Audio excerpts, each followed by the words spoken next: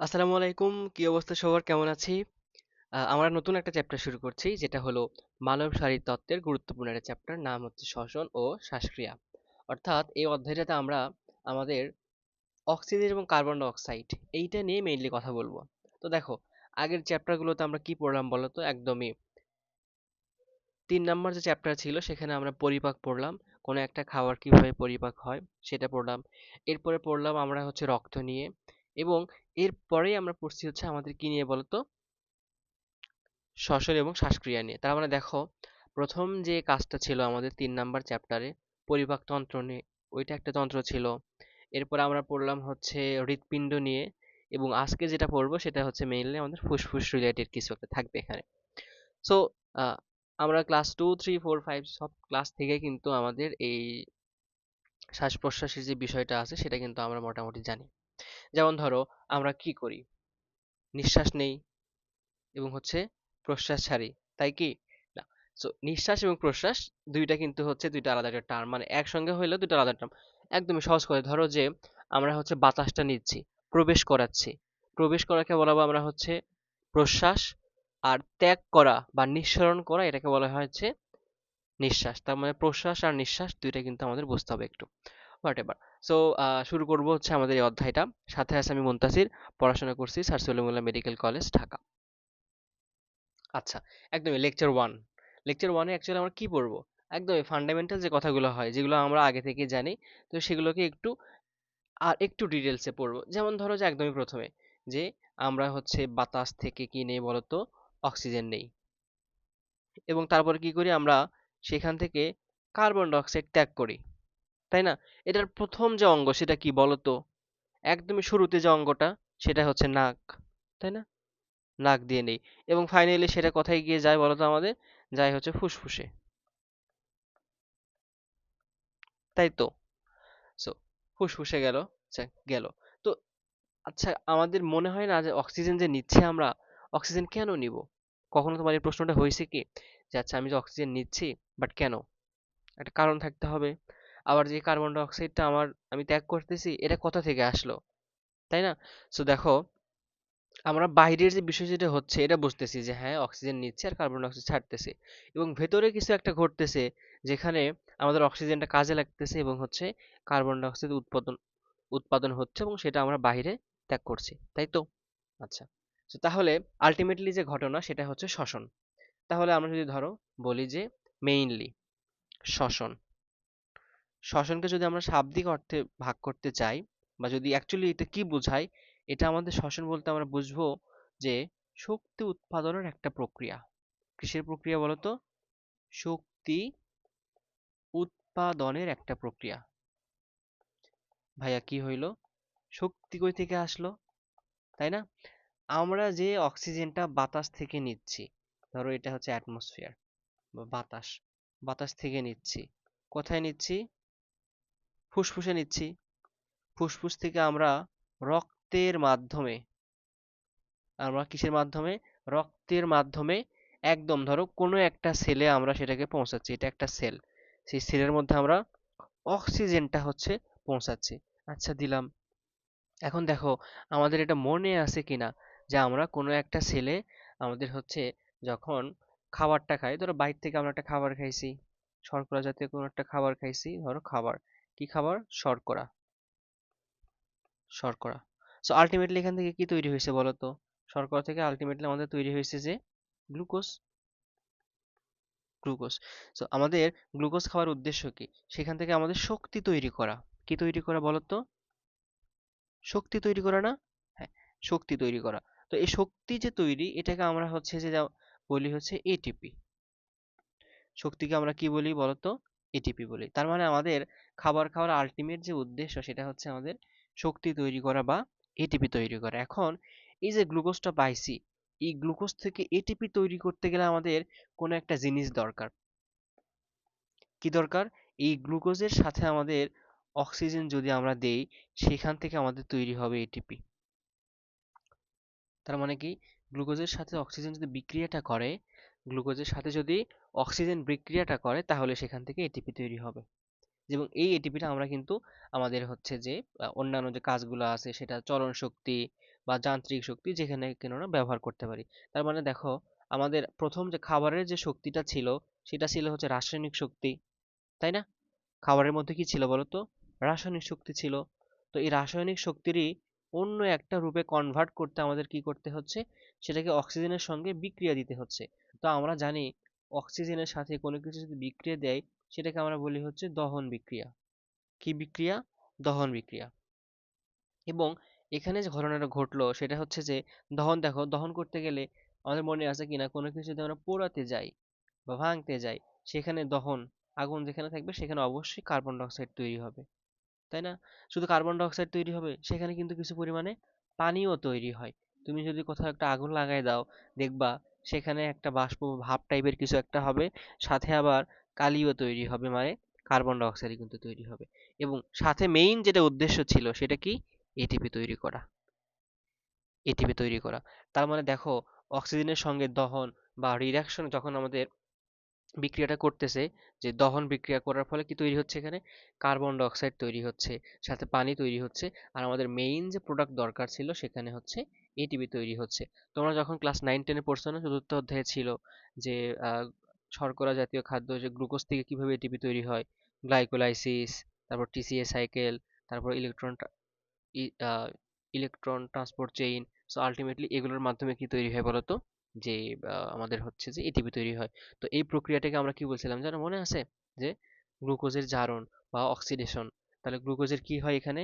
গ্লুকোজের হচ্ছে যে অক্সিডেশন হয়। কারণ কি অক্সিজেন দিয়ে তো বিক্রিয়াটা ঘটাচ্ছে আমরা, তাই না? সো গ্লুকোজের এখানে কি হয়? অক্সিডেশন হয়। আবার তার মানে দেখো আমাদের আলটিমেটলি যে বিষয়টা হলো যে আমাদের একটা সেলের মধ্যে আগে থেকে এখানে হচ্ছে গ্লুকোজটা ছিল। এই গ্লুকোজের সাথে কি আসলো বলো তো? গ্লুকোজের সাথে আসলো আমাদের হচ্ছে অক্সিজেন। এখানে এসে কি তৈরি করলো বলো? আলটিমেটলি আমাদের এখান থেকে প্রোডাক্ট যেটা তৈরি করলো সেটা হচ্ছে এটিপি এবং হচ্ছে এই যে কার্বন ডাই অক্সাইড। সো এবার হচ্ছে কার্বন ডাই অক্সাইড তৈরি করলো। এখন এই কার্বন ডাই অক্সাইড তো আমাদের সেলের জন্য ভালো না, ক্ষতিকর। সো এটাকে কি করতে হবে? সেল থেকে বের করতে হবে। সেল থেকে আমরা এটাকে কার্বন ডাই অক্সাইডকে বের করলাম। বের করে কি করব? আবার এটাকে রক্ত নালীর মাধ্যমে নিয়ে যাব কোথায়? ফুসফুসে নিয়ে যাব। ফুসফুস থেকে আলটিমেটলি আমরা কোথায় এটাকে? বায়ুমণ্ডলে আবার ছেড়ে দিব। তার মানে দেখো যে অক্সিজেন এবং কার্বন ডাই অক্সাইড, তোমার কিন্তু এই প্রশ্নটা হওয়া উচিত ছিল যে আমরা অক্সিজেন কিভাবে নিচ্ছি, কেন নিচ্ছি? কারণ আমাদের দেহে এই যে অক্সিজেনটা প্রতিটা সেলেতে শক্তি দরকার। এখন সেলের শক্তি বা এটিপি তৈরি করার জন্য আমাদের গ্লুকোজটাকে আরো জারিত করতে হবে বা ভেঙে এটিপি তৈরি করতে হবে। সো এই যে তৈরি করার যে বিষয়টা, এখান থেকে আমাদের কিন্তু অক্সিজেনটা দরকার। তো যদি কোনো কারণে সেল সেল যদি পর্যাপ্ত পরিমাণে অক্সিজেন না পায়, তখন এটিপি তৈরি করতে পারবে না। আর এটিপি তৈরি করতে না পারলে আমরা কিন্তু কোনো কাজও করতে পারবো না। সেলটা তখন দেখা যাবে আলটিমেটলি হয়তো মারাও যেতে পারে, সেল ডেথ। ওকে। সো তার মানে আমাদের কি ঘটলো বলো তো এখানে? যে আমাদের এটিপি তৈরি হলো, সাথে কার্বন ডাই অক্সাইড তৈরি হলো। এই কার্বন ডাই অক্সাইডটা আমাদের বের করতে হবে। বের করতে হবে কিসের মাধ্যমে বলো তো? যে এটাতে রক্তের মাধ্যমে যাবে, রক্ত থেকে পরবর্তীতে ফুসফুস, ফুসফুস থেকে আমরা বাহিরে বের করে দিব। তাহলে বোঝা গেল? দেখো, সো আমরা এখন যেটা শিখলাম, অক্সিজেন কিভাবে এলো, কেন এলো, কার্বন ডাই অক্সাইড কোথা থেকে এলো, কই থেকে আমরা এটা বের করে দিব, এবং আলটিমেটলি হচ্ছে গ্লুকোজ কিভাবে আসলো। গ্লুকোজ আমরা হচ্ছে খাবার থেকে পাচ্ছিলাম, তাই না? সো আমরা যদি এখন একটু সংজ্ঞাটা এভাবে দিতে চাই, ধরো যে যদি একটু আমি লিখি আর একটু, যে ধরো যে গ্লুকোজের একটা সংকেত আছে না, পারো এটা তোমরা? গ্লুকোজের হচ্ছে C6H12O6। এর সঙ্গে কি বিক্রিয়া করলো? অক্সিজেন বিক্রিয়া করলো। কি তৈরি করলো? কার্বন ডাই অক্সাইড তৈরি করলো, পানি তৈরি করলো, এবং হচ্ছে এটিপি তৈরি করলো। এটিপি তৈরি করলো। তো কি ঘটলো? এই আমাদের হচ্ছে গ্লুকোজ থেকে কার্বন ডাই অক্সাইড তৈরি হলো। সো তার মানে এখানে এই যে গ্লুকোজ, দেখো আমাদের জারণ মানে কি? জারণ, জারণ মানে হচ্ছে হাইড্রোজেনের ছারণ বা হাইড্রোজেন মুক্তকরণ, যেটা বলো না কেন, যে এখানে হচ্ছে গ্লুকোজের হচ্ছে জারণ করতেছে, কার্বন ডাই অক্সাইডটা হাইড্রোজেন ছেড়ে দিচ্ছে। তো তুমি যদি আবার হচ্ছে এটাকে প্রমাণ করতে চাও যে আচ্ছা এখানে জারণ ঘটলো কিনা, তোমাকে যদি আমি একটু ডিপে নিয়ে যাই, যে চলো তাহলে এখানে জারণ ঘটলো কিনা সেটা তোমাদের একটু দেখাই। তো দেখো তোমাদের মনে আছে কিনা যে জারণ মানে ছারণ, মানে কি ইলেকট্রন দান করছে। তো যদি কোনো কিছু হচ্ছে যে ইলেকট্রন দান করে, যদি কোনো কিছু ইলেকট্রন দান করে, তখন তার যে হচ্ছে জারণ মানটা বেড়ে যায়। তাহলে কি হয়? জারণ মান বাড়ে। ইলেকট্রন দান করলে জারণ মান কি করবে বলো তো? বাড়বে। এখন চলো দেখি এই বিক্রিয়াটাতে আমাদের ইলেকট্রনের কার্বনের জারণ মানটা বাড়ছে কিনা, কি হয়েছে কিনা, বাড়ছে কিনা, এটা আমরা কপি করে নিচ্ছি। সো এখানে একটু করে দিই আমরা। ওকে, তো দেখো তোমরা শিখে আসছে কেমিস্ট্রিতে যে কোনো কিছু জারণ মান নির্ণয় করতে গেলে যার জারণ মানটা নির্ণয় করবো সেটাকে আমরা হচ্ছে এক্স ধরে নিব। কি ধরে নিব? এক্স ধরে হচ্ছে যে আমি এখানে চাচ্ছি C6H12 O6 এর জারণ মান নির্ণয় করব। তাহলে এটা কি করবো, ধরো এইভাবে করি আমরা।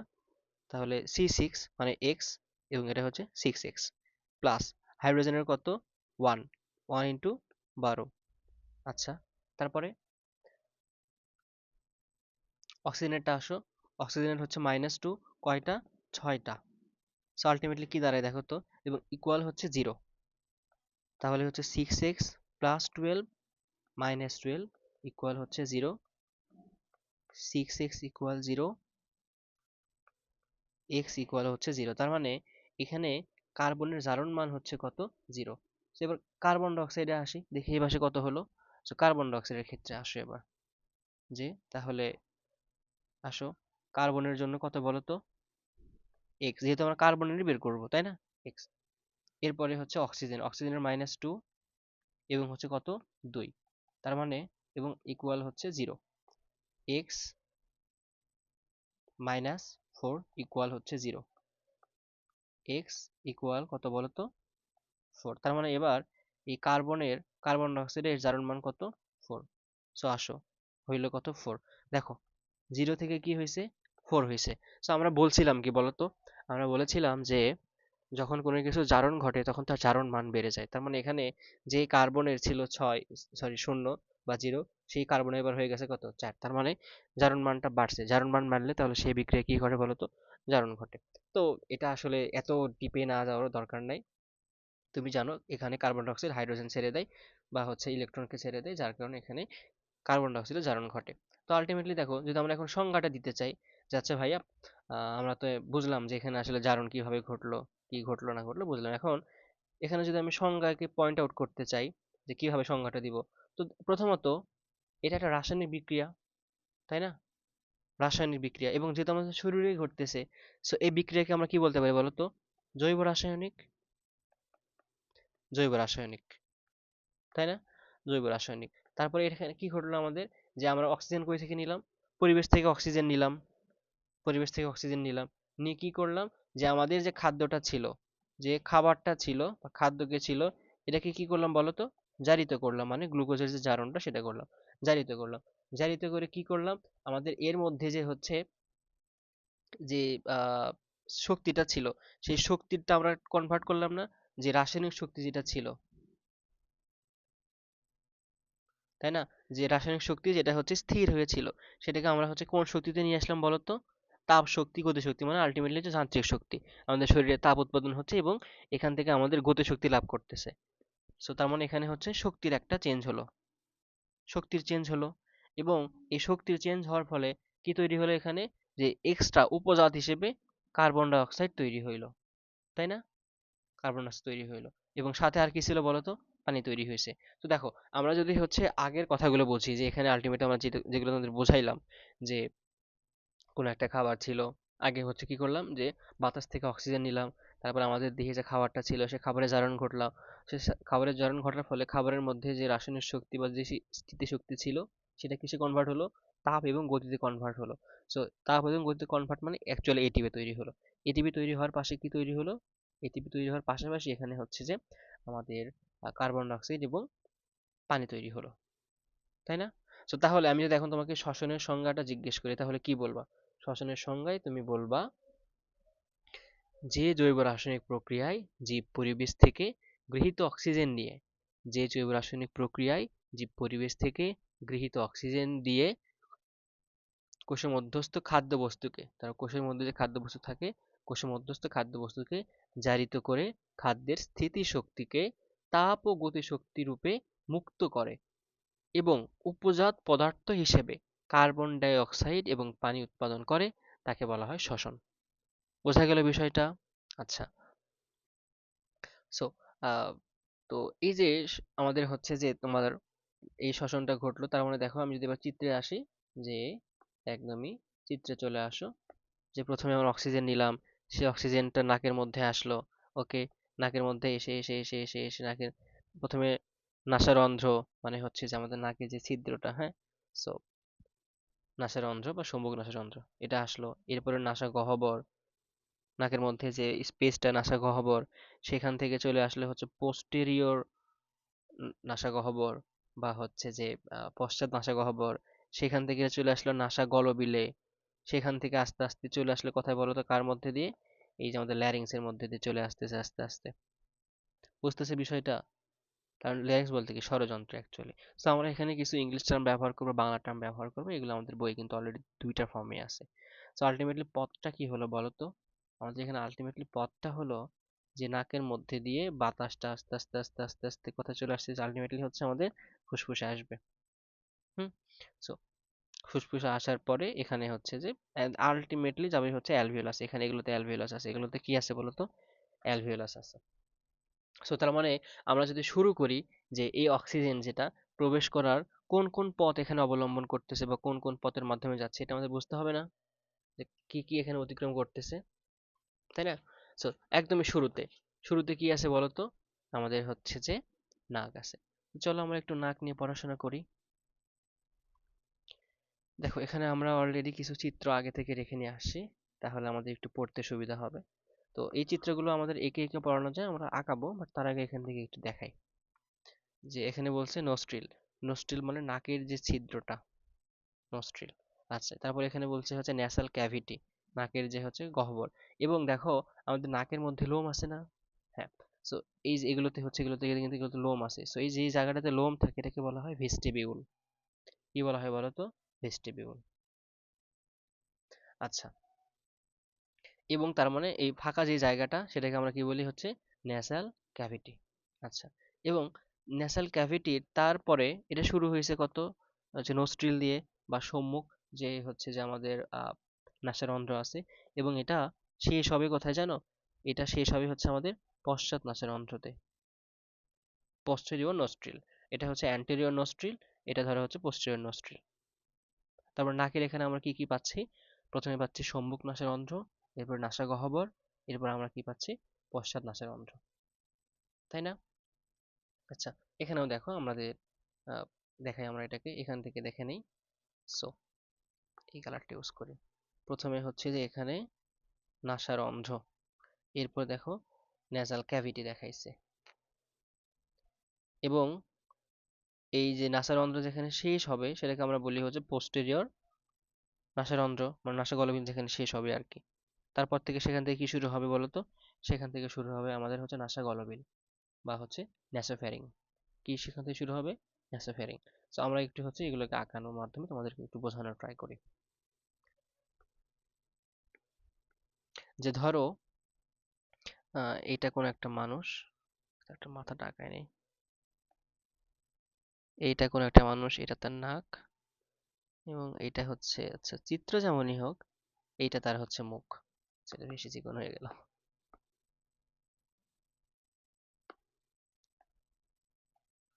আচ্ছা, সো তোমরা দেখতেই পাচ্ছ যে আমরা এখানে কি নিলাম, ধরো এখানে নাক নিলাম, এখানে নাক, এখানে ধরো এই লোকটার জিহ্বা আছে, এখানে হচ্ছে এই লোকটার উপরের চোয়াল যে আছে না, আমাদের হচ্ছে ম্যাক্সিলা, যেটা ধরো উপরের চোয়ালের দাঁত এখানে আছে। এবং উপরের চোয়ালের, দেখো উপরে একটা হচ্ছে আমাদের তালু আছে, তালু বোঝো না? হ্যাঁ, তালু আছে, যেটাকে ধরো আমরা বলি হচ্ছে যে কোমল তালু আছে, শক্ত তালু আছে, ধরো এটা হচ্ছে সেই তালুর পাটটা, তালুর পাটটা। আচ্ছা, এটা আরেকটু উপরে তুলে দিই, তালুটা এখানে। জিভটা হচ্ছে আমাদের তালুর তো মাঝখানে থাকে না, তালুর নিচে থাকে, এটা হচ্ছে নিচে থাকবে। আচ্ছা, সো যদি আমরা নাকের কথা বলি, তার মানে দেখো এখানে হচ্ছে নাসা গহ্বর। এখন দেখো তো ছিদ্র কয়টা নাসের নাকের? এখানে দুইটা ছিদ্র না? যদি আমি এখানে ধরো যে নাক এটা, সো যদি তোমাদেরকে নাকটা দেখাতে চাই, যে ধরো নাকটা আমাদের আলটিমেটলি হচ্ছে এরকম, তাই না? যে এইটা একটা ছিদ্র, এইটা একটা ছিদ্র, এবং পেছনেও কিন্তু তাই থাকে, হ্যাঁ। এখানে একটা ছিদ্র, এখানে একটা ছিদ্র, এবং মাঝখানে একটা হচ্ছে সেপ্টাম দ্বারা আলাদা করা থাকে। কি দ্বারা? সেপারেট করে কি? সেপ্টাম। তো এই সেপ্টামে দেখো তুমি তোমার নাকে হাত দিয়ে দেখবা একদম শুরুতে যে পার্টটুকু আছে, এটা খুবই হচ্ছে নরম তরুণাস্থি দিয়ে গঠিত, এবং এখানে পেছনের দিকে বা এর নিচে যেটুকু শক্ত না মানে নরম না বা তরুণাস্থি দিয়ে না, সেখানে হচ্ছে একটা আমাদের বোন আছে যেটাকে বলা হয় ভোমার। ঠিক আছে, সেখানে ভোমার। সো এটা আমাদের আসলে খুব একটা ইম্পর্টেন্ট টপিক এখানে না। So, তার মানে প্রথম দিকে কি আছে? তরুণাস্থি আছে। আমার নাকে হাত দিলেও কিন্তু বুঝতে পারি যে এখানে তরুণাস্থি আছে। সো আমি যদি তোমাদেরকে হচ্ছে নাকটা এরকম করে ধরো কোনো একটা কালার নেই।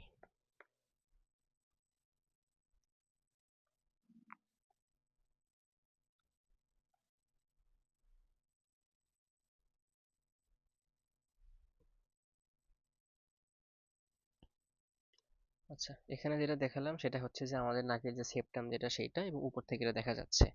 সো এখন ধরো যে কোনো একটা বাতাস, ধরো একটা মানসিক দেখালাম, এখানে কোনো একটা বাতাস নাকের মধ্যে ঢুকবে, সে প্রথমে কোথায় আসবে?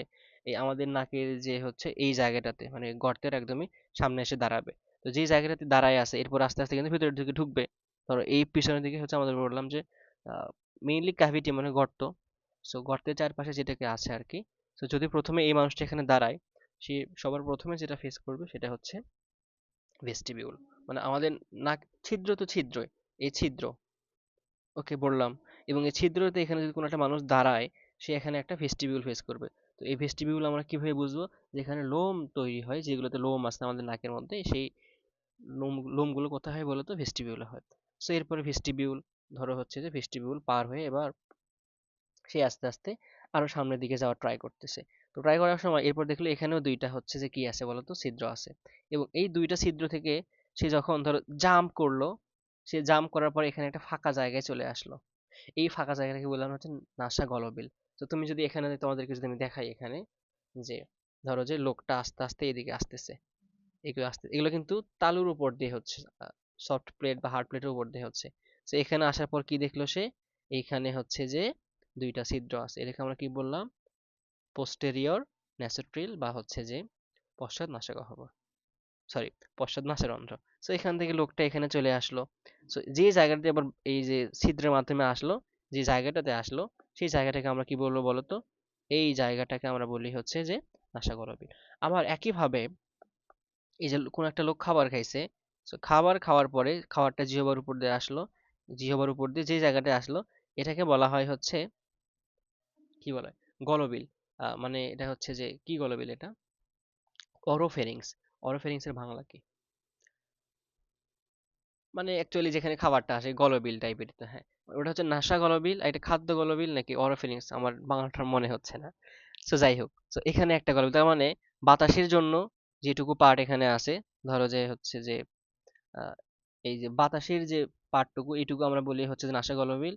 আর এর পরের টুকু এখানে হচ্ছে অরোফেরিংস। এখানে কি অরোফেরিংস দেখাইছে চিত্রে? না, দেখানি। যাই হোক, সো ধরো এরকম হতে পারে। সো নাসাগলবিল, এরপরে হচ্ছে গলবিল, যেটা বলো না কেন। এরপরে আমরা কি পাবো আসলে? তুমি দেখো, তারপরে এখানে এইরকম দুইটা পাইপ আছে। কি আছে বলো? দুইটা পাইপ আছে। সো এই দুইটা পাইপের দুইটা কাজও আছে। দুইটা পাইপের দুইটা কাজও আছে, তার মানে আমরা কি করলাম? গলবিল পার হয়ে আসলাম, গলবিল পার হয়ে চলে আসলাম। সো এবার গলবিল পার হওয়ার পরে সেই লোকটা এবার দেখলো যে এখানে দুইটা পথ আছে। কয়টা পথ আছে এখানে? দুইটা পথ। সামনের দিকের যে পথটা, সামনের দিকের যে পথটা, এটাকে বলা হয় হচ্ছে ষড়যন্ত্র। ষড়যন্ত্র, এটা কিন্তু ষড়যন্ত্র না, হ্যাঁ, ষড়যন্ত্র। বা সেটাকে বলা হয় ল্যারিংস। কি বলা হয়? LARYNX। আর পেছনের দিকে যেটা আছে, এটাকে আমরা বলি হচ্ছে খাদ্যনালী। কি বলি বলতো? খাদ্য নালী, খাদ্য নালী। ওকে। সো এবার তাহলে এই দুইটা বিষয় আমাদের বোঝা গেল না? যে সামনের দিকে আমাদের গলায় হাত দেওয়া, সামনের দিকে হচ্ছে ষড়যন্ত্র, আর পেছনের দিকে হচ্ছে খাদ্যনালী। সো বাতাস কোন দিকে ঢুকে বলো তো? খাদ্যনালীতে যাবে নাকি ষড়যন্ত্রে যাবে? সো আমাদের আলটিমেটলি তো ষড়যন্ত্রে যেতে হবে। শর্ত তৈরি করতে হবে না? শর্ত তৈরি করবে। সো তখন কি করে? এই বাতাসটা হচ্ছে আমাদের কোথায় চলে আসে বলো তো? ষড়যন্ত্রে। তো এবার ধরো তুমি খাবার খাইছো, খাবার খাওয়ার পরে খাবার বুঝবে যে সে হচ্ছে ষড়যন্ত্রে ঢুকবে নাকি খাদ্যনালীতে ঢুকবে? তার তো বোঝার কোনো ওয়ে নাই। সো তার মানে খাবারটাকে আমাদের কোথায় নিয়ে আসতে হবে বলতো? পেছনেরটাতে নিয়ে আসতে হবে। আমি যদি চিত্রটাকে একটু কপি করে দিই এখানে, যে ধরো আমাদের হচ্ছে উপরে এগুলো কিছু নাই, যে লোকটা এবার খাবার খাইছে, খাবার খাইছে তো খাবার খাওয়ার পরে খাবারটা এখন কোথায় যাবে? সে খাদ্য নালীতেও যেতে পারে, আবার এখানে ট্রাকিয়াতেও যেতে পারে, মানে হচ্ছে ষড়যন্ত্রেও যেতে পারে। সো কোনটাতে গেলে ভালো তুমি বলো তো? এই যদি হচ্ছে যে ষড়যন্ত্রে যায়, আমাদের ধরো হচ্ছে যদি কোনোভাবে ষড়যন্ত্রে যায়, তখন কিন্তু আমাদের হচ্ছে আমরা কি খাই বলো তো একটা, আমাদের হচ্ছে কি বলে, বিষম খাওয়া বলে না, অথবা হচ্ছে হাসি হয় কিন্তু এখানে, তাই না? সো এই বিষয়টা আমাদের খেয়াল রাখতে হবে যে খাবারটা কোথায় যাচ্ছে। সামনেরটাতে গেলে সমস্যা, পেছনেরটাতে অ্যাকচুয়ালি যেতে হবে। তো তখন যে ঘটনাটা ঘটে, এই ষড়যন্ত্রের উপর একটা হচ্ছে পর্দা টাইপের কিছু একটা চলে আসে। এর একটা নামও আছে। কি আছে? এর একটা নামও আছে। এই যে এই পর্দাটা, এটাকে আমরা বলি হচ্ছে এপিগ্লোটিস। কি বলি এটাকে বলতো? এপিগ্লোটিস। এপিগ্লোটিস। গ্লোটিস মানে হচ্ছে গহ্বর। কোনো একটা গহ্বরের উপরে যদি কোনো একটা হচ্ছে তোমার কি বলে, কোনো একটা আহ, ঢাকনা থাকে, কাইন্ড অফ ঢাকনা। এই ঢাকনাটা কি করে? এই ষড়যন্ত্র যেটা আছে ষড়যন্ত্রকে ঢেকে দেয়, যেন খাবারটা ষড়যন্ত্রের বা ল্যারিংসের মধ্যে প্রবেশ না করে। কোথায় চলে যায়? চলে আসে হচ্ছে আমাদের খাদ্যনালীতে বা ইসোফেগাসে চলে আসে। বুঝছো বিষয়টা? আচ্ছা, এখন দেখো মাঝে মাঝে আমাদের কি হয়, যখন আমরা ধরো হচ্ছে তুমি খাইতে বসছো, হঠাৎ করে বিষম খাইছো, তোমার নাক দিয়ে খাবারটা বের হয়ে আসে, পানি বের হয়ে আসে, এদিকে ভাতও বের হয়ে আসে। তো এটা কিভাবে হয়? এই যে নাসারন্ধ্র, এই নাসারন্ধ্রের মাধ্যমে কিন্তু খাবারটা হচ্ছে ব্যাকফায়ার করতে পারে। তো এটা যেন না করে, এটার জন্য তাহলে কি করতে হবে আমাদের? এখানেও একটা সিস্টেম করে দিছে আল্লাহ তাআলা। দেখো এখানে কি করছে, এখানে একটা আল জিহবা দিয়ে দিছে। তুমি তোমার খেয়াল করবা, আয়নাতে খেয়াল করবা, মুখ খুলে উপরে একটা হচ্ছে খুবই নরম একটা দেওয়া আছে। যখনই এখানে খাবারটা আসে, তখন এই জিহ্বাটা ধরো যদি কোনোভাবে খাবারটাকে চাপ দেয়, তখন এই জিহ্বা দ্বারা, আল জিভ দ্বারা কি হয়, এই দুইটা নাসা ছিদ্র আছে, এই দুটো নাসা ছিদ্র তখন বন্ধ হয়ে যায়, যেন খাবারটা উপরে না যায়। তার মানে দেখো কোথায় কোথায় বন্ধ হলো? নাসা ছিদ্র এখানে বন্ধ হলো, এটাকে আমরা বলি হচ্ছে ইভুলা, ইভুলা দ্বারা বন্ধ হলো। আর নিচে ট্রাকিয়ার এখানে বা হচ্ছে ল্যারিংসের এখানে বন্ধ হলো কি দ্বারা? এপিগ্লটিস দ্বারা। তো খাবারটা এবার কিন্তু সরাসরি হচ্ছে খাদ্যনালীতে চলে আসবে। এটা আমাদের কিন্তু খাদ্যনালীতে পড়ে আসে আমরা পরিপাক চ্যাপ্টারে। সো আমাদের তো এটা নিয়ে টপিক না, আমাদের আজকে মেইন কনসার্ন হচ্ছে কি বলতো? আমাদের মেইন কনসার্ন হচ্ছে বাতাসটা। সো বাতাসটা আমরা কোথায় নিয়ে আসলাম? আমাদের ল্যারিংসের এখানে বাতাসটা এবার নিয়ে আসলাম। এখন এখান থেকে আমাদের মেইন যে পড়াশোনাটা সেটা কিন্তু শুরু হয়ে যাবে। বুঝছো? ওকে। এখন আর একটু হালকা পাতলা কথা বলে দেই, যে দেখো আমাদের নাক যেটা আছে, নাকের এখানে আমরা কি পড়লাম, যে একটা হচ্ছে সম্মুখ নাসা ছিদ্র, একটা পশ্চাৎ নাসা ছিদ্র, এর মাঝখানে আছে একটা ন্যাসাল ক্যাভিটি। সো এই সম্মুখ নাসারন্ধ্রে এখানে একটা ভেস্টিবিউল পাই, সেখানে হচ্ছে যে কি থাকে, ভেস্টিবিউলের এখানে লোম থাকে। এই লোমের কাজ কি? আমাদের নাকে যেন হচ্ছে কোনো ধুলাবালি এগুলো যেন ভিতরে একদম সরাসরি প্রবেশ করতে না পারে, এগুলোকে বাধা দেয়, তাই না? আচ্ছা, তারপর নাসা গহ্বর, এখানে কি করে? এখানে মিউকাস থাকে, কিছু হচ্ছে অলফ্যাক্টরি কোষ থাকে যারা হচ্ছে আমাদের ঘ্রাণ নিতে হেল্প করে। আর মিউকাস বা সিলিয়া কি করে? আমরা যে বাতাসটা নিচ্ছি, এটা খুবই শুষ্ক বাতাস, সো এটাকে ভেজা করে, আমাদের হচ্ছে একটু যেন আর্দ্র করে দেয়, ভেজা ভেজা থাকে। শুষ্ক বাতাস কিন্তু হচ্ছে আবার ক্ষতিকর, সো এটাকে একটু ভেজা করে দিল। তার মানে অলফ্যাক্টরি যে কোষটা থাকে সেটা আমাদের কি করে বলতো? ঘ্রাণ নিতে হেল্প করে। এবং এই যে সিলিয়া যুক্ত কোষ বা হচ্ছে যে মিউকাস যুক্ত যে কোষগুলো আছে, এগুলো কি করে? আমাদের বাতাসটাকে ভেজা করে দেয়। এবং কোনো জীবাণু যদি হচ্ছে প্রবেশ করে, তাহলে এই সিলিয়া বা এই মিউকাসে বা এই আঠাতে হচ্ছে এই জীবাণুগুলো কি করে যায় বলতো? আটকে যায় না, বাধা পায়। আচ্ছা, তারপরে হচ্ছে পশ্চাৎ নাসারন্ধ্র, মানে একদম পিছনের যে ছিদ্রটা, এখানে পশ্চাৎ নাসারন্ধ্র। এখানে কি হয়? এখানে দুইটা ছিদ্র আছে, এটা কোথায় উন্মুক্ত হয়? নাসাগহ্বরে উন্মুক্ত হয়। সো এই পশ্চাৎ নাসা ছিদ্রে এখানে এক ধরনের কোষ পাওয়া যায়। কোষ না, অ্যাকচুয়ালি এটা এই পশ্চাৎ নাসা ছিদ্রের আরেকটা নাম বলা যেতে পারে, সেটা হচ্ছে যে কোয়ানা। সেটাকে কি বলা হয়? কোয়ানা। সো এরা আমাদের আজমল স্যারের বইয়ে এই তথ্যগুলো দেয়া আছে, আমি তোমাদেরকে মোটামুটি বলে দিলাম। সো আমাদের হচ্ছে আহ, এটা পড়া মোটামুটি শেষ, কোয়ানা পর্যন্ত আমরা পড়লাম। তারপরে আমরা হচ্ছে যে নাক তো বলে ফেললাম, আমাদের এখন মেইন যে কনসার্ন সেটা হলো ষড়যন্ত্রে। ষড়যন্ত্র, ষড়যন্ত্র না ষড়যন্ত্র, আমরা ল্যারিংস বলি, হ্যাঁ। সো আমরা এখন একটু ভালো করে বলে শিখি যে ল্যারিংস। সো আমরা এখন পড়বো হচ্ছে ল্যারিংস নিয়ে, যে কি ছিল এখানে। দেখো উপরের দিকে এরকম একটা হচ্ছে পার্ট ছিল, তারপরে সেখান থেকে হচ্ছে যে এরকম একটা জিনিস আছে, পাইপ আছে, ওয়ান্ড পাইপ। কি পাইপ বলতো? ওয়ান্ড পাইপ বা wind pipe, actually wind pipe. So এখানে সি আকৃতির সি আকৃতির কিছু হচ্ছে যে বলয় আছে বা রিং আছে। সো তার মানে ষড়যন্ত্র, যদি আমরা ষড়যন্ত্রটা বা হচ্ছে ল্যারিংসে শুরু করতে চাই, সো এটা কোথায় থেকে? আমাদের নাসা গলবিল যেটা ছিল, নাসা গলবিলের ঠিক সামনের অংশে হচ্ছে যে এই ষড়যন্ত্রটা তৈরি হয়। এইখানে দেখো, আমাদের গলায় হাত দাও, যদি ছেলে মানুষ, দেখো যে এখানে আমাদের একটা হচ্ছে উঁচা হয়ে একটা পার্ট আছে, এখানে হচ্ছে থাইরয়েডটা আছে, এখানে থাইরয়েড গ্রন্থি আছে। কি গ্রন্থি আছে বলো? এখানে থাইরয়েড গ্রন্থি আছে। আবার এখানে তো গ্রন্থির থেকে মেইন যে ফ্যাক্ট সেটা হচ্ছে যে তরুণাস্থি আছে। আর মেইনলি এখানে তিন ধরনের তরুণাস্থি থাকে, একটা হচ্ছে থাইরয়েড, একটা হচ্ছে ক্রিকয়েড, একটা হচ্ছে অ্যারিটিনয়েড। কি কি বললাম বলো তো? Thyroid, cricoid, arytenoid. লিখে দিই একটু।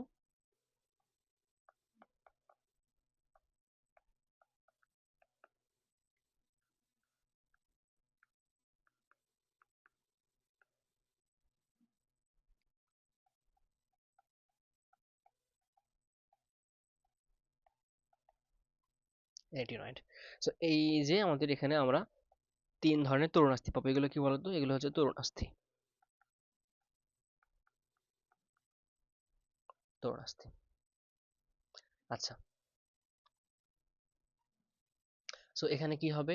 এই তরুণাস্থিগুলো অ্যাকচুয়ালি আমাদের এখানে কাজ আছে, এদের ইম্পর্টেন্ট কাজও আছে, আমাদের বইয়ে এত ব্যাখ্যা করা নাই, দরকার নেই আপাতত। সো মনে রাখো, এখানে থাইরয়েড নিয়ে আমরা একটু পড়াশোনা করি। সো থাইরয়েড কি করে আমাদের এখানে? যে আহ, যে থাইরয়েড তরুণাস্থি, এটা হচ্ছে যে এই তিনটার মধ্যে সব থেকে বড়, এবং এটা হচ্ছে আমাদের গলার যে সামনের অংশ, ছেলে মানুষের ক্ষেত্রে দেখবা যে একটু চোখা হয়ে থাকে, এটা বের হয়ে আসে, একটু বিস্তৃত হয়, সামনের দিকে চলে আসে। সো এটা হচ্ছে সেই থাইরয়েডের কারণ, এবং এটাকে আমরা কি বলি বলতো? Adams Apple. কি বলি এটাকে বলতো? Adams Apple. সো এখানে কি পাচ্ছি আমরা? Adams Apple. এবং আমাদের এটা যদি বলি যে এটাকে বলা হয় ভোকাল কর্ড। কি বলা হয়? Vocal cord. তাহলে হচ্ছে আমরা এটাকে দুইটা, তাহলে ভোকাল কর্ড বা হচ্ছে অ্যাডামস অ্যাপল এখানে কিসের জন্য হচ্ছে? থাইরয়েড যে তরুণাস্থিটা আছে সেটার কারণে হচ্ছে। হুম। সো ওকে, এখন এই যে দেখো, কর্ডটা বললাম, তার মানে এখানে কর্ডের কিছু বিষয় আছে না? এবং তার নিচে কি শুরু হয়? তার নিচে থেকে অ্যাকচুয়ালি আমাদের হচ্ছে ট্রাকিয়া শুরু হয়। ট্রাকিয়া, যে এটার নিচ থেকে এগুলো হচ্ছে আমাদের ট্রাকিয়াটা শুরু হলো।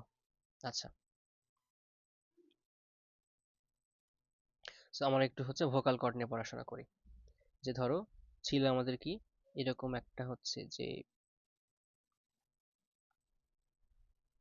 তার নিচে এটা।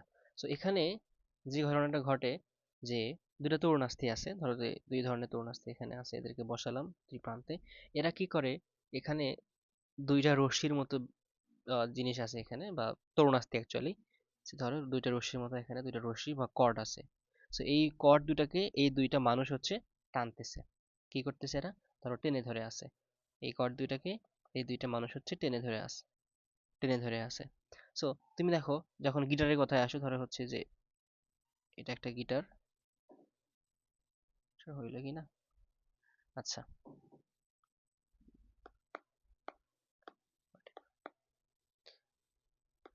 সো একটু গিটারের কথা আসি, যে এটা ধরো হচ্ছে যে গিটার, গিটারের মাঝখানে এটা হচ্ছে ক্যাভিটি, বা হচ্ছে গিটারের একটা গর্ত থাকে না? আর এগুলো হচ্ছে যে গিটারের ধরো তার, বা হচ্ছে গিটারের কর্ড। কর্ড শব্দটা কিন্তু আমরা এখান থেকে নিচ্ছি, হ্যাঁ? বা অ্যাকচুয়ালি আমাদের এখানে ভোকাল কর্ড আছে, সেখান থেকে গিটারের এই বিষয়টা কিন্তু গিটার আবিষ্কার করার জন্য হেল্প করছে। কিভাবে আসো দেখো, গিটারে অ্যাকচুয়ালি দেখো সাউন্ড কিভাবে তৈরি হয়। সো এই যে কর্ড গুলো আছে, এগুলো কিন্তু এখানে বাঁধা আছে, তাই না? তো তুমি যখন এই গর্তের উপর, বা যেখানে ফাঁকা জায়গাটা অ্যাকচুয়ালি, সো ফাঁকা জায়গার উপর আমরা ধরো হচ্ছে যে ধরো যে তুমি এগুলোতে হচ্ছে এগুলো নাড়াচ্ছ, এগুলো কোনোভাবে তুমি কম্পন করতেছো এখানে। তো কি হয়? এই কম্পনের কারণে এই ক্যাভিটি আছে, সাউন্ড গুলো গর্তের মধ্যে চলে যায়, এবং এর ভিতরে তো স্পেস আছে, মানে ফাঁকা জায়গা আছে। তো ফাঁকা জায়গায় এই সাউন্ডটা বারবার হচ্ছে বাড়ি খায়, বা কম্পন সৃষ্টি করে, বা অনুনাদ সৃষ্টি করে। এবং এই কর্ডগুলো, এখানে যে স্ক্রুগুলো আছে, সেগুলো হচ্ছে টেনে টেনে রাখছে। তুমি এগুলোকে চাইলে ঢিল করতে পারো, টাইট করতে পারো, পারো না? সো এই যে স্ক্রুগুলা বা টাইট ঢিল করার যে বিষয়টা, সেটা ধরো হচ্ছে এই দুইটা মানুষ এখানে করতেছে। যে এই দুইটা রশ্মি, তার তরুণাস্থি যারা, তারা এখানে ধরো এই কর্ড দুটাকে টেনে আসে, ভোকাল কর্ড দুটাকে টেনে আসে। সো তুমি যখন হচ্ছে যে টান টান বেশি করবা তখন সাউন্ড চিকন হয়ে যাবে, যখন তুমি টান টান ঢিলা করবা, টান ছেড়ে দিবা, তখন সাউন্ড একটু মোটা হবে, তাই না? তুমি দেখো কথা বলার সময় কিন্তু কখনো তুমি চিকন করে কথা বলতে পারো, কখনো তুমি আবার বড় করে বা মোটা করে কথা বলতে পারো, দুইটাই হয় না? সো দেখো, যখন তোমার এই ভোকাল কর্ড দুইটা এদের খুব কাছাকাছি এরা চলে আসে, তখন খুব চিকন সাউন্ড হয়। আর যখন ধরো এরকম ঢিল হয়ে গেছে, তখন সাউন্ডটা কিন্তু মোটা হয়ে যায়, তাই না? সো ভোকাল কর্ডের এই বিষয়টা কিন্তু দরকার। এখন তাহলে বলো যে তুমি এখানে ধরো হচ্ছে যে কর্ডটা নাড়াইলা, শব্দটা ক্যাভিটির মধ্যে আসলো বা গর্তের মধ্যে আসলো, সেখানে ভিতরে গিয়ে ফাঁকা স্পেসে গিয়ে সাউন্ডটা তৈরি করলো, সেটা আমরা বাইরে শুনতে পাচ্ছি। সো এখানে এই দুইটা হচ্ছে কর্ড আছে, এই দুইটা কর্ডকে কোনোভাবে তুমি নাড়ালা, নাড়ার কারণে এই যে ক্যাভিটিটা এখানে আছে, আমাদের থাইরয়েড গ্রন্থি বা ট্রাকিয়া যে পরবর্তীতে আছে এখানে, এবং এর উপরে যে হচ্ছে গলবিল আছে সেখানেও ফাঁকা। সো এই ফাঁকা জায়গায় বারবার শব্দটা বাড়ি খেয়ে আমাদের হচ্ছে একটা শব্দ তৈরি হয়। পরে আমাদের মুখের আকৃতির উপর ভিত্তি করে বিভিন্ন ধরনের উচ্চারণটা আমরা করতে পারি, কিন্তু অ, আ, এই যে শব্দগুলো যেগুলো আমাদের ভিতরে অ্যাকচুয়ালি তৈরি হয়, পরবর্তীতে আমরা মুখের আকৃতি চেঞ্জ করে শব্দগুলোকে বিভিন্ন ওয়ার্ড দিচ্ছি, মানে ওয়ার্ডে রূপান্তর করতেছি, বাট বেসিক শব্দ তো ওখানেই তৈরি হয়। সো এখন তাহলে কর্ড আছে, গর্ত আছে, শব্দ তৈরি হলো, কিন্তু এখানে কর্ডটা নাড়ালো কে? কি এসে কর্ডটা নাড়াচ্ছে? এই যে বাতাস যে যাচ্ছে, বাতাস যে যাচ্ছে, ধরো যে এখানে তুমি দুইটা পৃষ্ঠা নিছো, পৃষ্ঠা নিয়ে এরকম করে রাখছো, একসঙ্গে দুইটা পৃষ্ঠা রাখছো ধরো। তারপরে তুমি দুইটা এখানে ফু দাও, তুমি যদি এখানে ফু দাও, দেখবা যে এই পৃষ্ঠা দুইটা এরা কি করবে, পরস্পরের সাথে বাড়ি খাবে, বাড়ি খেয়ে একটা শব্দ তৈরি করবে, তাই না? তো তার মানে এই যে বাতাসটা চলে আসলো, এই বাতাসটা অ্যাকচুয়ালি এই ভোকাল কর্ড দুইটাকে নাড়াচ্ছে, যার কারণে এখানে বাড়ি খাচ্ছে, দুইটার সঙ্গে বাড়ি খায় এবং এখানে সাউন্ডটা তৈরি হয়। তাহলে ভোকাল কর্ডে কিভাবে সাউন্ড তৈরি হয় বোঝা গেল বিষয়টা। এবার তোমরা চাইলে এটা কিন্তু প্র্যাকটিক্যালি করে দেখতে পারো। আচ্ছা, সো মোটামুটি আমাদের হচ্ছে ভোকাল কর্ড থেকে আমরা কিভাবে কি করব না করব এটা বুঝতে পারলাম। আচ্ছা, সো এরপরে ভোকাল কর্ডের পরের যে পার্টটা, ভোকাল কর্ডের পরের যে পার্টটা সেটাকে আমরা কি বলি বলতো? সেখানে আমরা চলে আসলাম ট্রাকিয়া। তাহলে ভোকাল কর্ডের পরের যে পার্টটা সেখানে হচ্ছে ট্রাকিয়া, এবং ট্রাকিয়ার আমাদের সামনের পার্টটুকু হয় হচ্ছে সি শেপ বলয় আকৃতি দ্বারা তৈরি হয়, যে একটা সি শেপের রিংটা তৈরি হয়, মানে এখান থেকে কোন চিত্র দেখাই, চিত্র আমাদের অনেকগুলো আছে, প্রবলেম নাই। এই দেখো এগুলো কিন্তু হচ্ছে সি শেপ রিং তৈরি হয়েছে, এগুলো কিন্তু সামনে, বাট মানে অ্যাকচুয়ালি এরকম, যে এটা ধরো হচ্ছে সামনে, সামনে এরকম হচ্ছে দেখতে পাচ্ছি, কিন্তু পেছনে কিন্তু নাই। মানে এটা ধরো হচ্ছে যে অ্যান্টেরিয়র, অ্যান্টেরিয়র মানে সামনে, আর পোস্টেরিয়র মানে হচ্ছে পেছনে। তো পেছনে কিন্তু এরকম হচ্ছে সি শেপ নাই, পেছনে হচ্ছে জাস্ট এমনি একটা লেয়ার টাইপের আছে, যা একটা ধরো আবরণ বা মেমব্রেন আছে, পেছনে কিন্তু সি শেপটা নাই। তো তাহলে এই সি শেপ কখনো কখনো ব্যক্তি বিশেষে ইউ, তারপরে ডি, তারপরে সি এরকম হতে পারে। হ্যাঁ, এই তাহলে সি শেপ কয়টা আছে? 15 থেকে 20টা এরকম সি শেপ হচ্ছে যে তরুণাস্থি আছে, সে হায়ালিন তরুণাস্থি মানে স্বচ্ছ, যেগুলোকে বলা হয় ট্রাকিয়াল রিং বলা হয়। সো হোয়াট এভার, সো তার মানে এই যে সি শেপ আছে এটা কেন আছে এখানে? যেন আমাদের, যে ধরো নর্মালি একটা পাইপ ছিল, যে পাইপটা যদি বাতাস আসে তখন ফুলে উঠতেছে, আর বাতাস বের হয়ে গেলে চুপসে যাচ্ছে। তো এই চুপসে যেন না যায় এই জন্য আমরা পাইপটাকে আকারটাকে ফিক্সড করার জন্য সামনে দিয়ে একটা হচ্ছে সি শেপ দিয়ে ফিক্সড করে দিলাম। ধরো এগুলোতে আমরা বেঁধে দিছি, এরকম করে বেঁধে দিছি, বেঁধে দিছি। এবার বাতাস আসুক আর যাক, এবার কিন্তু চুপসে যাবে না, তাই না? কিন্তু পেছনে কেন দিলাম না? কারণ খেয়াল করো, পেছনে আমাদের কি আছে? এর পেছনে আছে হচ্ছে খাদ্যনালী, এর পেছনে আছে খাদ্যনালী। তো পেছনেও যদি এরকম তরুণাস্থি দেই যেটা একটু শক্ত, তখন তখন কিন্তু এই যে খাদ্যনালী যেটা আছে, খাদ্যনালীতে কি হয় বলতো? খাবারটা প্রবেশ করে, তাই না? খাবার প্রবেশ করার সময় কখনো এরকম খাবারটা যখন বেশি খাই তখন এরকম এটা ফুলে ওঠে। তো যদি তখন এটা কি করে, এটাকে চাপ দেয়। তো এটা যদি ফিক্সড একটা শেপ হইতো, তখন খাবারটা কিন্তু আর চাপ দিতে পারতো না। খাদ্যনালী কিন্তু এমনি খুবই চিকন, তাই না? খাদ্যনালী খুবই চিকন, তো খাবারটা যখন এখানে আসে তখন এটা আস্তে আস্তে প্রসারিত হয়ে যায়, এই খাদ্যনালীটা প্রসারিত হয়। তো যদি পেছনেও, এর পেছনের দিকেও যদি আমরা হচ্ছে কি রাখি, এরকম হচ্ছে যে সি শেপ একটা রিং রাখতাম, তাহলে কিন্তু ওই খাদ্যনালীটা আর হচ্ছে ট্রাকিয়াকে প্রেসার দিতে পারতো না, খাদ্য তখন নিচের দিকেও নামতো না, গলাতে আটকে থাকতো। তো যার কারণে আমরা কিন্তু পেছনের দিকে হচ্ছে সি শেপটা দিয়ে জাস্ট সামনের দিকে দিয়ে যেন চুপসেটা না যায়। বোঝা গেল বিষয়টা? আশা করি এখানে আমাদের আর প্রবলেম হওয়ার কথা না। আচ্ছা, সো এটাও আশা করি আমাদের তাহলে ষড়যন্ত্রের যে ফ্যাক্টটা সেটা বুঝলাম। তারপরে ট্রাকিয়া, ট্রাকিয়া থেকে আমরা আস্তে আস্তে আমরা এখন আরো দিকে ভিতরের দিকে প্রবেশ করব। ওকে, সো আগে আমরা যেটুকু ব্যাখ্যা করলাম যে আমরা নাকের কথাগুলো বলছি, মোটামুটি নাকে কি আছে না আছে এটা বলছি। এবার একটু আমরা হচ্ছে যে ষড়যন্ত্র বলি, যে এখানে দেখো যে এটা নাসা গলবিলের নিচের যে অংশটা সেটাকে বলি আমরা হচ্ছে ষড়যন্ত্র বা হচ্ছে ল্যারিংস। এবং এখানে তিন ধরনের তরুণাস্থি থাকে: থাইরয়েড, ক্রিকয়েড এবং হচ্ছে অ্যারিটিনয়েড। এবং এদের মধ্যে সব থেকে বড় কে? এদের মধ্যে সব থেকে বড় হচ্ছে থাইরয়েড। এবং থাইরয়েডের কাজ কি এখানে? অ্যাডাম স্যাপল গঠন করা, ভোকাল কর্ড তৈরি করা। এবং এদের উপরে একটা হচ্ছে এপিগ্লোটিস থাকে, যেটা হচ্ছে খাবারকে এই যে ভোকাল কর্ডের মধ্যে প্রবেশ করতে বাধা দেয়। এবং এখানে হচ্ছে যে বললাম না যে ভোকাল কর্ড অ্যাকচুয়ালি কয়টা থাকে, যে এখানে ভোকাল কর্ড থাকে হচ্ছে চারটা, দুইটা ট্রু দুইটা ফলস। দুইটা ট্রু দুইটা ফলস, তার মানে আগের এডিশনগুলোতে আজমল স্যারের বইয়ে ছিল হচ্ছে ছয়টা স্বররজ্জু বা ভোকাল কর্ড থাকে, বাট অ্যাকচুয়ালি হচ্ছে যে এখানে দুইটা ট্রু ভোকাল কর্ড আর দুইটা হচ্ছে ফলস ভোকাল কর্ড। তাহলে ভোকাল কর্ড দেখছো, ভোকাল কর্ড কি হিসেবে এখানে? এই যে আমাদের এখানে ভোকাল কর্ড কিন্তু আমরা দেখাইছি, যে ভোকাল কর্ডের অ্যাকচুয়ালি কাজটা কি করা? শব্দকে ব্যবহার করে সাউন্ড তৈরি করা। আচ্ছা, হয়ে গেল।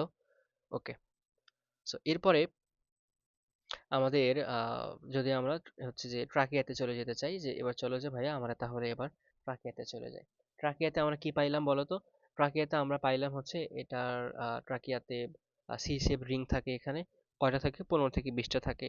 আচ্ছা, সো সো ট্রাকিয়া নিয়ে আমরা একটু একটু ডিটেলসে পড়বো। সো ডিটেলসে পড়ার আগে দেখো ট্রাকিয়া সম্পর্কে আমাদের কিছু কথা আছে, যে যদি আমাদের এখানে কিছু ছবি আছে, ছবিগুলো দেখালে তাহলে মোটামুটি বিষয় হয়ে যাবে। ওকে, সো আমাদের এখন যে সেগমেন্টটা আমরা শুরু করব, সেখানে হচ্ছে যে আমরা ট্রাকিয়া থেকে অ্যালভিওলাস পর্যন্ত যাব। কোথা থেকে কোথায় যাব? ট্রাকিয়া থেকে অ্যালভিওলাস পর্যন্ত যাব। আচ্ছা, তাহলে শুরু করো, যে আমরা ট্রাকিয়া থেকে শুরু করি। কোন কালারটা নিয়ে? আমরা বিভিন্ন কালার এখানে ইউজ করব, তাহলে বুঝতে আমাদের সুবিধা হবে। সো একদমই শুরুতে এটা হচ্ছে ট্রাকিয়া। কোথা থেকে বলো তো? উপরেই হচ্ছে আমাদের যে স্বরযন্ত্র সেটা আছে, এই যে সি শেপ দিচ্ছি, এগুলো হচ্ছে ট্রাকিয়া। এরপর ট্রাকিয়াটা যে কাজটা করে, এখানে বাইফার্কেট হয়ে যায় বা বিভাজন হয়ে যায়। এর আমাদের বাম পাশে, এটা হচ্ছে লেফট, এটা হচ্ছে রাইট। বাম পাশেরটা একটু বড় হয় ডান পাশের তুলনায়। এটা হচ্ছে ডান পাশেরটা একটু ছোট হয়, বাম পাশেরটা বড় হয়। সো এই যে পার্টটা আমরা তৈরি করলাম, এটাকে আমরা বলি হচ্ছে যে primary bronchus. Primary bronchus. So এই পার্টটুকু, এইটা লেফট আর রাইট, এই দুইটাকে আমরা কি বলতেছি বলতো? Primary bronchus. ব্রঙ্কাস। সো এটাও কিন্তু প্রাইমারি ব্রঙ্কাস। আচ্ছা, এরপরে প্রাইমারি ব্রঙ্কাস থেকে আমাদের আরো ভাগ হতে থাকে। প্রাইমারি ব্রঙ্কাস থেকে আরো, ধরো এখান থেকে যে আরো এরকম এরকম যদি তৈরি হয়, so এরকম করে আরো কিছু পার্ট তৈরি হয়, এগুলোতে এরকম আছে, এগুলোতে এরকম আছে, আরো ভাগ তৈরি হচ্ছে। সো এই যেটা তৈরি হইলো, এটাকে আমরা বলি হচ্ছে সেকেন্ডারি ব্রঙ্কাই। এগুলোকে আমরা কি বলতেছি বলতো? এগুলোকে আমরা বলতেছি হচ্ছে সেকেন্ডারি, লিখলাম না, 2 ডিগ্রি ব্রঙ্কাই। 2 ডিগ্রি মানে হচ্ছে সেকেন্ডারি আর কি, সেকেন্ডারি ব্রঙ্কাই। আচ্ছা, তারপরে এখান থেকে আরো ধরো নিচের দিকে নেমে আসতেছে, আরো নিচের দিকে নেমে আসতেছে, আরো নিচের দিকে আমরা পথটা নেমে নিয়ে আসতেছি। সো এইটাকে আমরা আসলাম, এটাকে আমরা বলবো হচ্ছে যে টারশিয়ারি ব্রঙ্কাই। কি বলবো বলো তো? এখান থেকে আমরা বলতে পারি হচ্ছে যে টারশিয়ারি, মানে প্রাইমারি, সেকেন্ডারি, তারপরে হচ্ছে কি টারশিয়ারি। ধরো এইটাকে আমরা যদি নাম দিই, তাহলে হচ্ছে এখানে এই পাশে কিন্তু ওই রকমই আছে, সেটাকে আমরা বলবি হচ্ছে টারশিয়ারি। টারশিয়ারি বাংলায় বানান কিরকম? আচ্ছা, বাংলাতে লিখি টারশিয়ারি। টারশিয়ারি ব্রঙ্কাই। ব্রঙ্কাই। আচ্ছা, তারপরে এই টারশিয়ারি ব্রঙ্কাই থেকে যদি আমরা আরো নিচের দিকে নেমে আসি, আরো নিচের দিকে নেমে আসি, ধরো এই টারশিয়ারি ব্রঙ্কাস থেকে এখানে, এখান থেকে আমরা ফাইনালি চলে আসলাম ধরো হচ্ছে যে রেসপাইরেটরি ব্রঙ্কাই।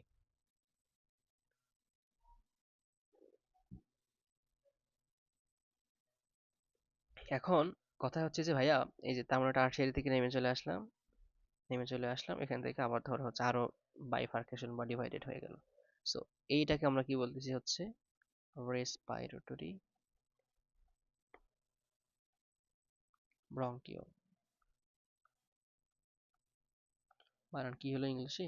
যাই হোক, রেসপিরেটরি ব্রঙ্কিওল। আচ্ছা, সো এখন দেখো আমরা তিনটা জিনিস ব্যবহার করছি। কি কি ব্যবহার করছি?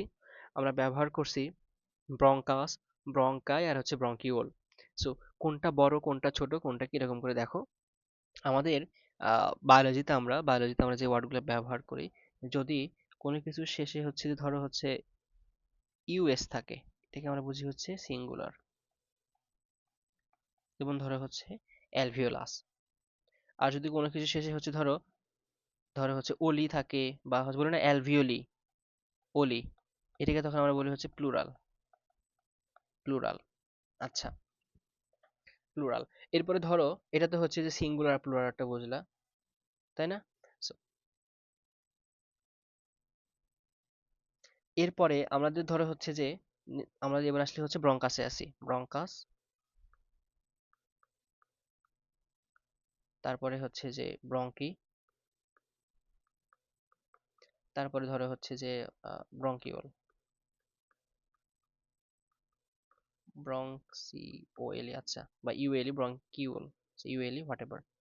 সো তাহলে ব্রঙ্কাস যেটা এটা হচ্ছে সিঙ্গুলার, ব্রঙ্কি যেটা এটা হচ্ছে প্লুরাল, এবং হচ্ছে যে ব্রঙ্কিওল যেটা এটা সব থেকে ছোট। যেমন ধরো আমরা বলি না যে নাটক বড়, নাটিকা ছোট, নৌকা বড়, তারপর ডিঙি ছোট।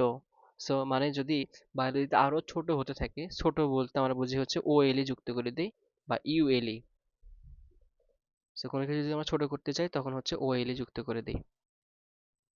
আচ্ছা, সো এবার দেখো আমরা প্রাইমারি ব্রঙ্কাস বললাম, কারণ প্রাইমারি ব্রঙ্কাস দুইটা, একটা হচ্ছে এই পাশে একটা, লেফট একটা, রাইট একটা। তাহলে right primary bronchus, left primary bronchus, singular. But secondary যে ব্রঙ্কাই বললাম, এখানে ব্রঙ্কাই কিন্তু অনেকগুলো আছে। সেকেন্ডারি ব্রঙ্কাই অনেকগুলো না, তার মানে প্লুরাল।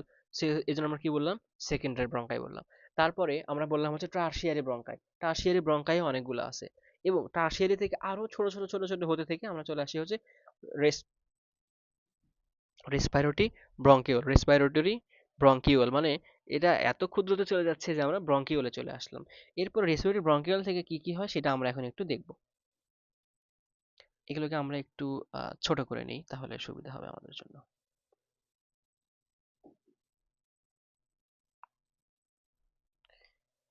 সো আমরা এখন কোথায় চলে আসলাম বলো তো? রেসপিরেটরি ব্রঙ্কিওলে আমরা চলে আসলাম, যেটা খুবই একটা ক্ষুদ্র পার্ট। সো আমি যেগুলো পড়াচ্ছি মোটামুটি সবগুলো বইতেই আছে, এবং সেগুলোকে জাস্ট একটু হচ্ছে যে তোমাদের সুবিধার্থে বলে বলে দিচ্ছি। আগে আঁকাই নেই, তারপরে দেখো তোমাদের নামগুলো বলে দিচ্ছি।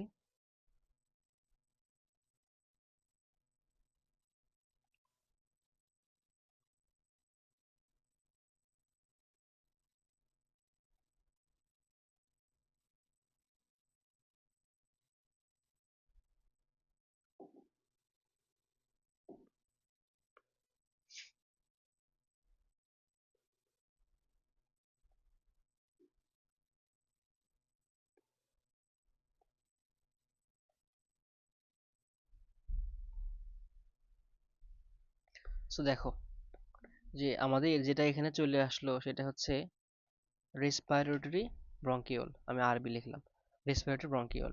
এরপরে সেখান থেকে আমাদের যেহেতু আমরা অ্যালভিওলাসে চলে আসতেছি, এখান থেকে এটাকে আমরা যদি বলি যে অ্যালভিওলাস, এগুলোকে আমরা বলি হচ্ছে অ্যালভিওলাস। সো অ্যালভিওলাসে চলার আগে আমাদের যে নামটা দিব সেটাকে আমরা বলবো হচ্ছে অ্যালভিওলার ডাক্ট। সো এই যে এগুলো যেগুলো বের হয়ে যাচ্ছে, এগুলো যেগুলো, সেগুলোকে আমরা বলি হচ্ছে অ্যালভিওলার ডাক্ট।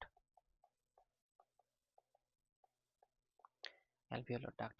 আচ্ছা, অ্যালভিওলার ডাক্টের পরে এই যে মাঝখানে যেখানে আমরা আসলাম, ধরো অ্যালভিওলার ডাক্ট একটা, এটা তো তিনটা বের হয়ে গেছে না? সো এবার আমরা একটাতে আসলাম, এই জায়গাটাকে আমরা বলি হচ্ছে অ্যাট্রিয়া বা অ্যাট্রিয়াম।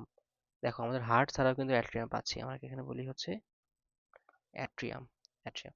তারপরে তারপরে যদি আমরা চলে আসো যে এগুলোকে আমরা বলি হচ্ছে অ্যালভিওলার স্যাক। স্যাক মানে হচ্ছে থলি, অ্যালভিওলার স্যাক। এবং ফাইনালি আমরা এখানে চলে আসলাম হচ্ছে অ্যালভিওলি বা অ্যালভিওলাস, অ্যালভিওলি। সো দেখো আমাদের কি ছিল?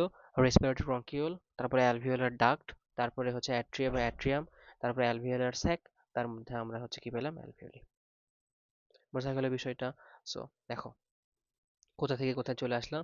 ট্রাকিয়া ছিল, ট্রাকিয়া থেকে প্রাইমারি ব্রঙ্কাস, তারপর সেকেন্ডারি ব্রঙ্কাস, সেকেন্ডারি ব্রঙ্কাস থেকে আমরা পাইলাম হচ্ছে সেকেন্ডারি ব্রঙ্কাই, সেকেন্ডারি ব্রঙ্কাই থেকে আমরা পাইলাম টার্সিয়ারি ব্রঙ্কাই, টার্সিয়ারি ব্রঙ্কাই থেকে আমরা পাইলাম হচ্ছে রেসপিরেটরি ব্রঙ্কিওল, রেসপিরেটরি ব্রঙ্কিওল থেকে পাইলাম আমরা হচ্ছে অ্যালভিওলার ডাক্ট, সেখান থেকে পাইলাম হচ্ছে অ্যাট্রিয়াম, তারপরে অ্যালভিওলার স্যাক, তারপরে হচ্ছে অ্যালভিওলি। দেখছো বিষয়টা তার মানে কই থেকে কই দাঁড়ালো। এখন শুরুতেই আমরা যে বলছিলাম যে তোমাদের যদি অ্যালভিওলাস একটু ছবিটা দেখাই, অ্যালভিওলাস অ্যালভিওলাস অ্যালভিওলাস অ্যালভিওলাস, দেখো দেখো এগুলো আমি বললাম কিনা তোমাদের একটু মিলাই নাও, যে ব্রঙ্কিওল কোন কি ব্রঙ্কিওল, রেসপিরেটরি ব্রঙ্কিওল। তারপরে দেখো এই যে ডাক্ট গুলো বের হয়ে গেছে, এগুলোকে বলা হয় অ্যালভিওলার ডাক্ট। এই যে থলিটা যেটা আছে এগুলোকে বলা হচ্ছে অ্যালভিওলার স্যাক। আর এগুলোকে আমরা মেইনলি হচ্ছে থোকা থোকা যেগুলো আছে, থোকা থোকা আঙ্গুরের ন্যায় যেগুলো আছে এগুলোকে বলা হয় অ্যালভিওলি। বুঝছো? বোঝা গেছে বিষয়টা? আচ্ছা, আশা করি বুঝতে পারছো, প্রবলেম হওয়ার কথা না। এখন এই যে ট্রাকিয়া বললাম, ট্রাকিয়ার হচ্ছে বললাম যে ট্রাকিয়া দুইটা ভাগ হয়ে গেছে, মানে ট্রাকিয়ার বাইফার্কেশন হয়ে গেছে, এখানে দুইটা ভাগ হয়ে গেছে। তো এই কোথায় ভাগটা, ট্রাকিয়া কোন পর্যন্ত এটা তাহলে ভাগটা হয়ে গেল? এটা হচ্ছে আমাদের যে আমাদের পিছনে যে হচ্ছে যে তোমার কশেরুকা আছে বা ভার্টিব্রা যেটা আছে, এটার পঞ্চম যে থোরাসিক ভার্টিব্রা বা পঞ্চম বক্ষদেশীয় ভার্টিব্রা, বাংলায় বললে পঞ্চম বক্ষদেশীয় যে ভার্টিব্রাটা আছে, সেই হচ্ছে বক্ষদেশীয় যে কশেরুকা আছে, এই পর্যন্ত এটা হচ্ছে এই ট্রাকিয়াটা বিস্তৃত। এখানে দেখো, এখানে দেখা যাচ্ছে, এখানে এটাতে ভাগ করে দেখাইছে। এই বাইফার্কেশন হচ্ছে কোথায়? পঞ্চম বক্ষদেশীয় যে কশেরুকা সেই পর্যন্ত। এই যেগুলো হচ্ছে ভার্টিব্রা, এগুলো হচ্ছে যে আমাদের হচ্ছে ভার্টিব্রা, এগুলো আমাদের সব অঙ্গ চলন অধ্যায় যেটা আছে, এটা হচ্ছে ভাগ হয়ে গেছে কোথায়? এটা হচ্ছে T5, থোরাসিক 5 বা হচ্ছে বক্ষদেশীয় পঞ্চম। বোঝা গেল বিষয়টা ভাইয়া? আচ্ছা, আশা করি এটা প্রবলেম হওয়ার কথা না, তার মানে এটা বুঝলাম। সো ট্রাকিয়া থেকে তাহলে আমাদের যদি বলি যে ট্রাকিয়ার অবস্থান করে, তখন তখন কি বলবো বলো তো? এটা হচ্ছে যে ভোকাল কর্ড থেকে T5 পর্যন্ত। যদি আমি একটু লিখে দেই যে এর অবস্থানটা যদি তোমাকে বলা হয় কখনো, তখন তুমি কি বলবা? এই কালার দিব না কোন কালার? এই কালার ইউজ করি। যে এটা হচ্ছে যে আমাদের ভোকাল কর্ড থেকে কোন পর্যন্ত বলো তো? T5 পর্যন্ত। আচ্ছা, তাহলে এর দৈর্ঘ্যটা কত, লেন্থ কত? একটা লেন্থ আছে না? আচ্ছা, এর লেন্থ হচ্ছে আমাদের 10 থেকে 12 সেন্টিমিটার। ব্যাস খুব একটা গুরুত্বপূর্ণ না, বাট তারপরেও লিখে দিই আমি, বই এগুলো কিন্তু আছে। ব্যাস খুব একটা গুরুত্বপূর্ণ না, ব্যাস হচ্ছে যে তোমার 2 থেকে 2.5 সেন্টিমিটার। আচ্ছা, এখানে কি থাকে বলতো? এখানে সি শেপ হচ্ছে রিং থাকে। কি থাকে? সি শেপ রিং থাকে। এটা তো আমরা পড়েই আসছি, অনেকক্ষণ ধরে বলতেছিলাম। আচ্ছা, এই সি শেপ রিং কি করে? যেন হচ্ছে এই আমাদের যে নালীটা আছে, শ্বাসনালী যেটা আছে, সেটা চুপসে না যায়, সেটা হচ্ছে কি করে বলতো?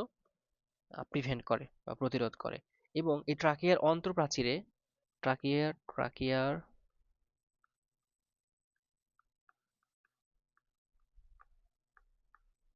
অন্তঃপ্রাচীরে বা অ্যান্ডোডার্মে কি কি থাকে? এখানে হচ্ছে সিলিয়া থাকে। কি থাকে বলতো? সিলিয়া থাকে। সিলিয়া মানে এরকম এরকম হচ্ছে যে ধরো এটা ট্রাকিয়া, ট্রাকিয়ার এন্ডোডার্ম, এখান থেকে হচ্ছে এরকম সিলিয়া বের হয়েছে, এবং এটা হচ্ছে এই পাশ থেকেও আছে, এই পাশ থেকেও সিলিয়া আছে, এবং এখানে হচ্ছে মিউকাস থাকে, মিউকাস থাকে। সো এই সিলিয়া এবং মিউকাস কি করে? যে আহ, যদি ধরো হচ্ছে যে তোমার কোনো একটা জীবাণু প্রবেশ করে বা কোনো একটা ময়লা প্রবেশ করে, তুমি দেখো না, হাঁচি দাও না, সেটা হচ্ছে বের করে দেয়। তারপরে তুমি হচ্ছে কাশি দাও, সেখান থেকেও বের করে দেয়। তারপরে এটা হচ্ছে যে আমাদের যে বাতাসটা আসে, সে বাতাসটাকে হচ্ছে ভেজা করে দেয়, আর্দ্র করে দেয়, যেন ফুসফুসে নিতে খুব একটা প্রবলেম না হয়। বোঝা গেছে বিষয়টা? আচ্ছা, সো ট্রাকিয়া নিয়ে আসলে এ পর্যন্ত পড়লে মোটামুটি আমাদের ট্রাকিয়া সম্পর্কে ভালো একটা আইডিয়া হবে। আচ্ছা, সো তারপরে যে দেখো যে ঘটনাটা ঘটলো, যে আমাদের এই বায়োফার্কেশন ঘটলো, এই যে প্রাইমারি ব্রঙ্কাস গুলো হচ্ছে ফুসফুসের মধ্যে প্রবেশ করলো। প্রাইমারি ব্রঙ্কাস গুলো কি করলো? এখানে ফুসফুসের মধ্যে প্রবেশ করলো। কোথায় এসে? যে এই যে দেখো, প্রাইমারি ব্রঙ্কাস যেটা ছিল, সেটা হচ্ছে দুই ফুসফুস, একটা হচ্ছে ডানে, একটা হচ্ছে বামে। সো এখন এখানে একটু খেয়াল করো, যদি তোমাদের সামনে গিয়ে এগুলো আরো ভালো করে শিখবা, তারপর একটু বলে দিই যে এটা হচ্ছে কোন পাশে বললাম বলো তো? এটা হচ্ছে লেফট, এটা হচ্ছে রাইট। আমাদের হৃৎপিণ্ড কই থাকে জানো? হৃৎপিণ্ড থাকে হচ্ছে লেফট পাশে। এই জায়গাতে হচ্ছে আমাদের হৃৎপিণ্ড আছে। এই জায়গাটার নাম হচ্ছে মিডিয়াস্টিনাম। তো দেখো, হৃৎপিণ্ড থাকার কারণে আমাদের লেফট পাশে যে ফুসফুসটা আছে সেইটা কিন্তু এখানে এসে ভেতরের দিকে ঢুকে গেছে, মানে একটু ছোট হয়ে গেছে। নর্মালি এরকম হয়, এরকম হয়, কিন্তু এখানে যেহেতু হৃৎপিণ্ডটা আছে যার কারণে এখানে ভেতরের দিকে একটু হচ্ছে ঢুকে গেছে কোনো কারণে। এখানে হচ্ছে এই কালার দিয়েও দেখা যাচ্ছে না। দেখো, এখানে কিন্তু ভেতরের দিকে ফুসফুসটা ঢুকে গেছে। সো এদিকে তার মানে এটাকে আমরা বলি হচ্ছে কার্ডিয়াক নচ। এই জায়গাটার নাম কি বলতো? Cardiac notch. সো কার্ডিয়াক নচের কারণে,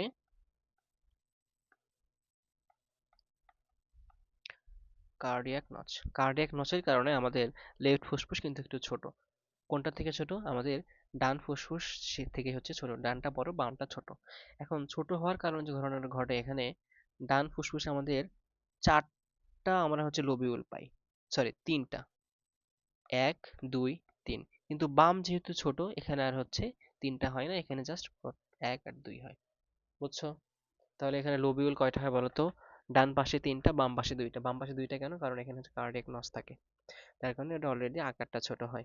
হুম, বোঝা গেল বিষয়টা ভাইয়া? আচ্ছা, এখন যে জায়গাটা দিয়ে, যে জায়গাটা দিয়ে এখানে প্রাইমারি ব্রঙ্কাসটা প্রবেশ করে, যে জায়গাটা দিয়ে প্রাইমারি ব্রঙ্কাসটা আমাদের ফুসফুসে প্রবেশ প্রবেশ করে, এটাকে বলা হয় হাইলাম। কি বলা হয়? হাইলাম। হাইলাম মানে হচ্ছে একটা ওপেনিং বা ছিদ্র। আমাদের কিডনির ওখানে হাইলাম আছে না? পেলভি যেখান দিয়ে বের হয়ে আসে, হাইলাম আছে। সো দেখো, এখানে কি কি আমাদের যে ব্রঙ্কাসটা যেটা আছে, প্রাইমারি যে ব্রঙ্কাসটা আছে সেটা প্রবেশ করে। ধরো হচ্ছে প্রাইমারি ব্রঙ্কাস প্রবেশ করলো। আচ্ছা, তারপরে কি করলো? তারপরে এখানে ধরো হচ্ছে পালমোনারি যে আর্টারিটা আছে সেটা প্রবেশ করে। বের হয় কি? পালমোনারি ভেইনটা বের হয়ে আসে। বের হয়ে আসবে না? পালমোনারি ভেইনগুলো বের হয়ে আসবে। সো তার মানে প্রবেশ করে কি কি? ব্রঙ্কাস প্রবেশ করে আর আর্টারি প্রবেশ করে, বের হয় কি? ভেইন বের হয়ে আসে, রক্ত এনে বের হয়ে আসে ওখান থেকে। আচ্ছা, হ্যাঁ, এগুলো ইন্টার ইন্টার পাস করার পরে যখন তোমরা আরো হায়ার স্টাডিজ নিবো তখন এগুলো আরো বিস্তারিত পাবা, দরকার নেই। সো আমরা ট্রাকিয়া শেষ করলাম। এখন আমরা হচ্ছে যে ফুসফুস তাহলে কয়টা যদি বলা হয়, ফুসফুস কয়টা? ফুসফুস দুইটা। ডান আর বাম, কোনটা বড়? ডানটা বড়, বামটা ছোট। কোনটায় কোনটা কয়টা লোবিউল আছে? ডানটায় লোবিউল আছে, লোব আছে। ডানটায় লোব আছে তিনটা, বামটায় আছে কয়টা? দুইটা। বামটায় কেন একটা কম? কারণ এখানে কার্ডিয়াক নস আছে, বা এখানে হচ্ছে আমাদের হৃৎপিণ্ডটা আছে যার কারণে কম। এখন তুমি এটা শিখলা, এই লোবগুলোকে আরো কয়েকটা করে ভাগ করা যায়, আরো সেগমেন্টে ভাগ করা যায়। ধরো যে আমরা যদি এখানে ভাগ করে দেখাইছি, এখানে দেখো যে আরো কয়েকটা, এই ডানটাকে আমাদের হচ্ছে প্রায় ধরো হচ্ছে 10টা থেকে ভাগ করা যায়, বামটাকে 8টাতে ভাগ করা যায়। বুঝছো? সো যেহেতু কম বেশি করে এখানে দেওয়া আছে, এটা আমরা এভাবে করতেই পারি। সো হোয়াট এভার, এগুলো আসলে আমাদের বইয়ে আছে, ইন্টারে আছে কিনা জানি না, থাকতেও পারে। সো যাই হোক, একটু বলে রাখি যে যেহেতু এখানে ডান পাশেরটা হচ্ছে ফুসফুসটা একটু বড়, এখানে আরো সেগমেন্ট করা যায় 10টা। এই দেখে কালার দিয়ে বিভিন্ন সেগমেন্ট বোঝাইছি আমি এখানে। আর বাম পাশটা যেহেতু ছোট, এখানে 8টা সেগমেন্ট করছে, এই 1 2 3 4 5 6 7 8, 8টা সেগমেন্ট করছে এখানে। আচ্ছা, আচ্ছা, সেগমেন্ট করা হইলো।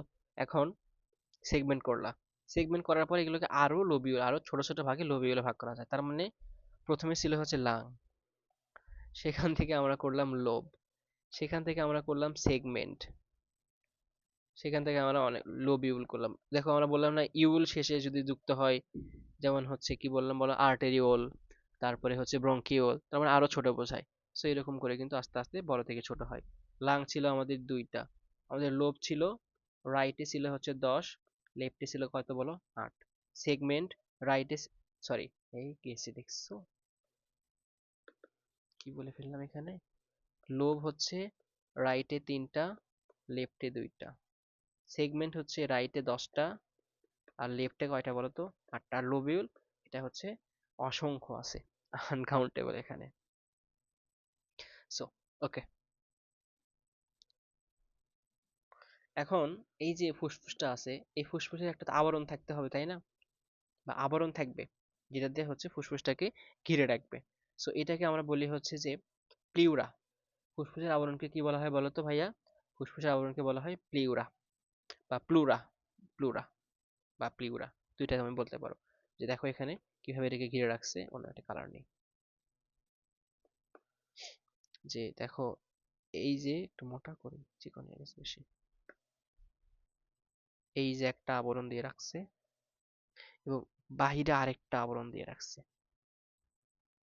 দুইটা। ভেতরের দিকে যে আবরণটা সেটাকে বলা হয় ভিসেরাল, ভেতরের দিকে থাকলে সেটাকে কি বলা হয়, ভিসেরাল প্লিউরা। আর যেটা আমাদের এই এটা অ্যাকচুয়ালি তো আমাদের ফুসফুসটা হচ্ছে রিবস দ্বারা কিন্তু এখানে ইয়ে হয়ে থাকে, তোমাদের দেখো চিত্রটা খেয়াল করো, আমাদের এগুলো কিন্তু রিবস, এগুলো হচ্ছে রিবস বা হচ্ছে কি বলা হয়, পরশুকা।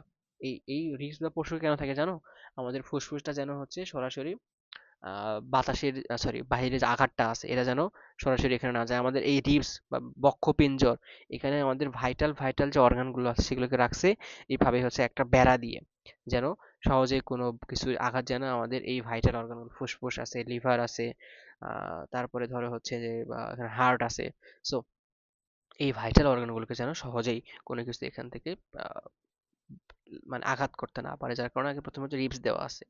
তো এই তো এখন রিবস দেওয়ার পরেও এখানে হচ্ছে যে আমরা এখানে এর আবরণটা দিচ্ছি, কি আবরণ, প্লিউরা। এর একটা ভিসেরাল যেটা হচ্ছে ভেতরের দিকে সেটা থাকে সেটাকে বলা হয় ভিসেরাল, আর যেটা বাহিরের দিকে থাকে, প্রাচীরের দিকে থাকে সেটাকে বলা হয় প্যারাইটাল।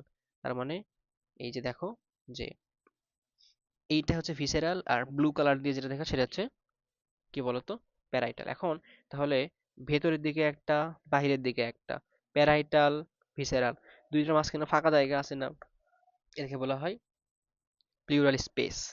এবং এই স্পেস বা ফাঁকা জায়গায় এখানে থাকে হচ্ছে ফ্লুইড থাকে, প্লুরার যে তরল সেখানে হচ্ছে এই ফ্লুইড থাকে, এটাকে বলা হয় প্লিউরাল ফ্লুইড, প্লিউরাল ফ্লুইড। আমি এগুলো আবার লিখে দিব সুন্দর করে, সমস্যা নাই। সো এখানে কি থাকে বলতো, প্লিউরাল ফ্লুইড থাকে। তাহলে দুইটা প্রাচীরের মাঝখানে কি থাকবে, প্লুরাল যে ফ্লুইড বা তরল থাকবে। এবং এর নিচে দেখো, ফুসফুসের নিচে আমাদের এখানে ডায়াফ্রাম আছে, ফুসফুসের নিচে আমাদের এখানে কি আছে, ডায়াফ্রাম আছে।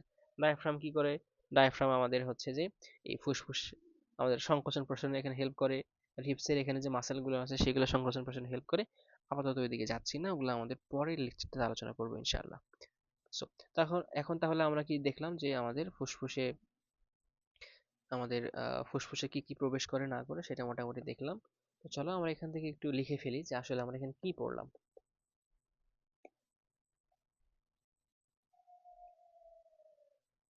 প্রথমেই যে জিনিসটা আমরা দেখলাম যে ফুসফুস কয়টা,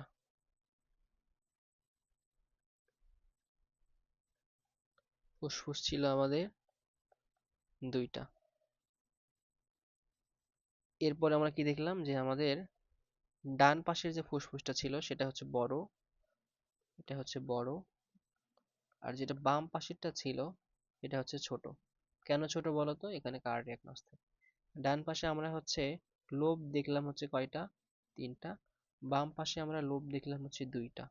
ডান পাশে আমরা সেগমেন্ট দেখলাম হচ্ছে, লিখলাম পুরোটা সেগমেন্ট 10টা। বাম পাশে সেগমেন্ট দেখলাম কয়টা, 8টা। এরপরে তো অসংখ্য এখানে হচ্ছে যে আমাদের লোবিউল থাকে, এবং এদের ওজন যদি আমরা চিন্তা করি, যেহেতু বড় এটা, এর ওজন হচ্ছে 556 গ্রাম, সরি 565 গ্রাম, না, যেটা বড়টা সেটা হচ্ছে যে আমাদের 600 সামথিং, 625 গ্রাম। আর যেটা ছোট সেটা হচ্ছে যে 500 কত, বইয়ে আমাদের দেওয়া আছে এখন হচ্ছে 565 গ্রাম। So, গ্রাম এটা খুব একটা ইম্পর্টেন্ট না, আগের যে দুইটা টপিক বললাম এগুলো আমাদের একটু মনে রাখলেই হবে, যে কোনটা বড় কোনটা ছোট। ওকে, ফুসফুস এটা গেল। এরপর যদি বলা হয় যে ভাইয়া, এটা তো বললো যে ফুসফুসের অ্যাকচুয়ালি কালারটা কি, এখানে দেখো ফুসফুসের কালার আমরা দেখাচ্ছি হচ্ছে যে হালকা গোলাপি কালারের ফুসফুস। কালারের কথা বলা হয় কালার, তাহলে হচ্ছে হালকা গোলাপি। আচ্ছা, এরপর আমরা এখানে কি দেখলাম যে দ্বিস্তরী একটা আবরণ থাকে যেটাকে আমরা বললাম হচ্ছে প্লিউরা। তাহলে কি থাকে এখানে বলতো, দ্বিস্তরী আবরণ থাকে, এটাকে আমরা কি বলেছিলাম, প্লিউরা। এখন এখানে কি পাইলাম, একটা একটা হচ্ছে ভিসেরাল লেয়ার পাইছি, তারপরে কি পাইছি, প্যারাইটাল লেয়ার পাইছি, এবং এদের মাঝখানে আমরা কি পাইছি বলতো, প্লিউরাল ফ্লুইড, প্লিউরাল ফ্লুইড পাইছি না, পাইছি। তারপর দেখো আমাদের মনে আছে কিনা, আমরা যে জায়গাটা দিয়ে আমাদের ব্রঙ্কাস তারপর আর্টারি ঢুকলো, এই জায়গাটাকে আমরা কি বলছিলাম, এই জায়গার নাম দিয়েছিলাম আমরা হচ্ছে হাইলাম। এবার চলো একটু হাইলাম নিয়ে লিখি, যে হাইলাম, হাইলাম। সো হাইলামে কি কি প্রবেশ করে, কি কি বের হয়ে আসে?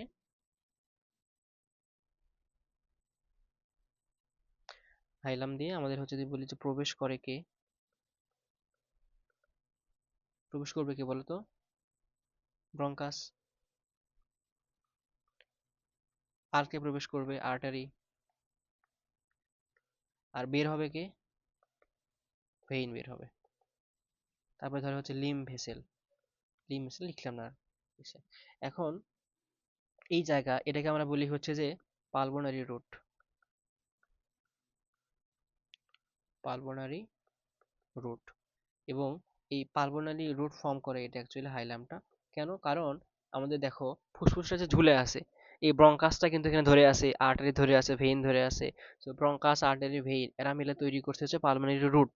এবং যার কারণে হচ্ছে আমাদের ফুসফুসটা কি করে থাকে বলতো, এখানে ঝুলে থাকে। যদি এই তিনটা কেটে দাও, মানে এগুলো হচ্ছে কাইন্ড অফ তারের মতো বা দড়ি দিয়ে ঝুলে রাখছি আমি। একই সঙ্গে এদের নিজেদেরও দরকার আছে, আবার ফুসফুসের দরকার আছে। বোঝা গেল? আচ্ছা। সো আমরা মোটামুটি ফুসফুস নিয়ে যত কথা বলা যায় বলে ফেললাম। তার আগে ট্রাকিয়া বললাম। সো দেখো, সো এই যে আমাদের হচ্ছে ট্রাকিয়া থেকে অ্যালভিওলাস পর্যন্ত কিভাবে আসে, এটা কিন্তু দেখো একটা উল্টানো গাছ। তুমি যদি এই চিত্রটাকে জাস্ট উল্টায় ধরো, যদি এই চিত্রটাকে দেখো, যে এগুলো হচ্ছে গাছের পাতা, এগুলো হচ্ছে গাছের পাতা, এগুলো হচ্ছে গাছের কাণ্ড, এগুলো হচ্ছে গাছের পাতা। তো গাছটাকে জাস্ট আমরা হচ্ছে উল্টানো ট্রি মনে হচ্ছে না, তাই না? গাছটাকে কি মনে হয় বলতো? উল্টানো ট্রি। এটাকে আবার হচ্ছে আমরা শ্বসন বৃক্ষ বলতে পারি। তাহলে আমি এখানে যে চিত্রটা আঁকাইছি সেটা অ্যাকচুয়ালি হচ্ছে এখানে কি বলতো, শ্বসন কি বৃক্ষ। আচ্ছা। সো আমরা এখন হচ্ছে আমাদের বইয়ে দেখি শ্বসন অঞ্চল, হচ্ছে ফুসফুস সম্পর্কে কি কি বলছে। আমরা মোটামুটি সবগুলো টপিক এখানে বলেই ফেলছি। এখানে আর নতুন করে নতুন কিছু নাই এখানে actually.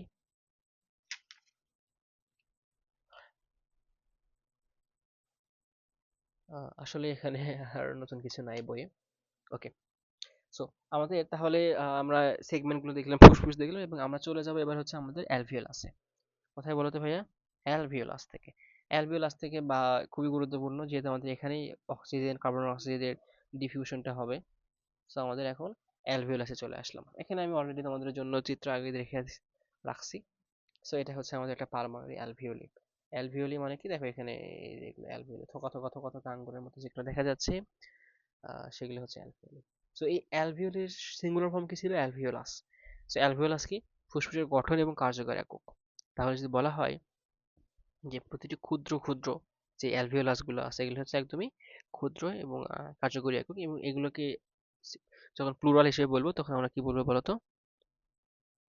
Alveoli. Yes, alveoli. Okay. So so এগুলো দেখো আঙ্গুরের থোকার মতো দেখা যাচ্ছে, আঙ্গুরের থোকার মতো দেখা যাচ্ছে। ফান্ডামেন্টাল দেখো, এখান থেকে যা যা দেখতে পাচ্ছি সেগুলোই বলি, যে ভাই কি কি দেখতে পাচ্ছ এখানে আলটিমেটলি তুমি। সো এখান থেকে এই যে লাল কালার দিয়ে যেগুলো দেখতে পাচ্ছ, লাল কালার দিয়ে যেগুলো দেখতে পাচ্ছ এগুলো হচ্ছে আর্টারি, এগুলোতে এখানে এসে অক্সিজেন ধরো এখানে আসলো। আর যেগুলো হচ্ছে নীল কালার দিয়ে দেখতে পাচ্ছ, এগুলো হচ্ছে যে কার্বন ডাইঅক্সাইড সমৃদ্ধ রক্ত এখানে, বা কার্বন ডাইঅক্সাইড এগুলোতে আছে। সো লাল কালার দিয়ে দেখতে পাচ্ছ কি বলতো? অক্সিজেন। আর কার্বন ডাই অক্সাইড হচ্ছে নীল কালার দিয়ে। মানে কি ঘটনা ঘটলো এখানে, যে এখানে এরা কার্বন ডাই অক্সাইড নিয়ে আসছে। আরে, এই নীল কালার দিয়ে যেগুলো আছে এরা হচ্ছে কার্বন ডাই অক্সাইড নিয়ে আসছে। নিয়ে এসে এরা এই অ্যালভিওলাসে কার্বন ডাই অক্সাইড ঢেলে দিয়ে যাচ্ছে। ঢেলে দিয়ে যখন আবার যখন এরা হৃৎপিণ্ডে যখন ফিরে যাবে, তখন এরা আবার লাল কালার হয়ে অক্সিজেন নিয়ে চলে যাচ্ছে। যাই কোথায় দিবে? আবার হৃৎপিণ্ডে দিবে। বুঝলা বিষয়টা? আচ্ছা। তো এই যে অ্যালভিওলাস বা অ্যালভিওলাই, অ্যালভিওলাসের একটা গঠন আছে।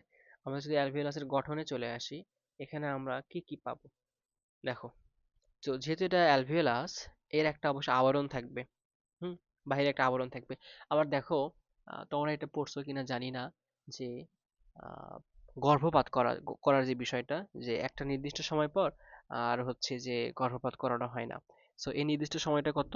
23 সপ্তাহের আগে হলে বিভিন্ন দেশে এটা করানো যায়। নর্মালি এটা আহ, ধর্মের দিক থেকে জায়েজ নাই কখনো, এটা করা ঠিক না।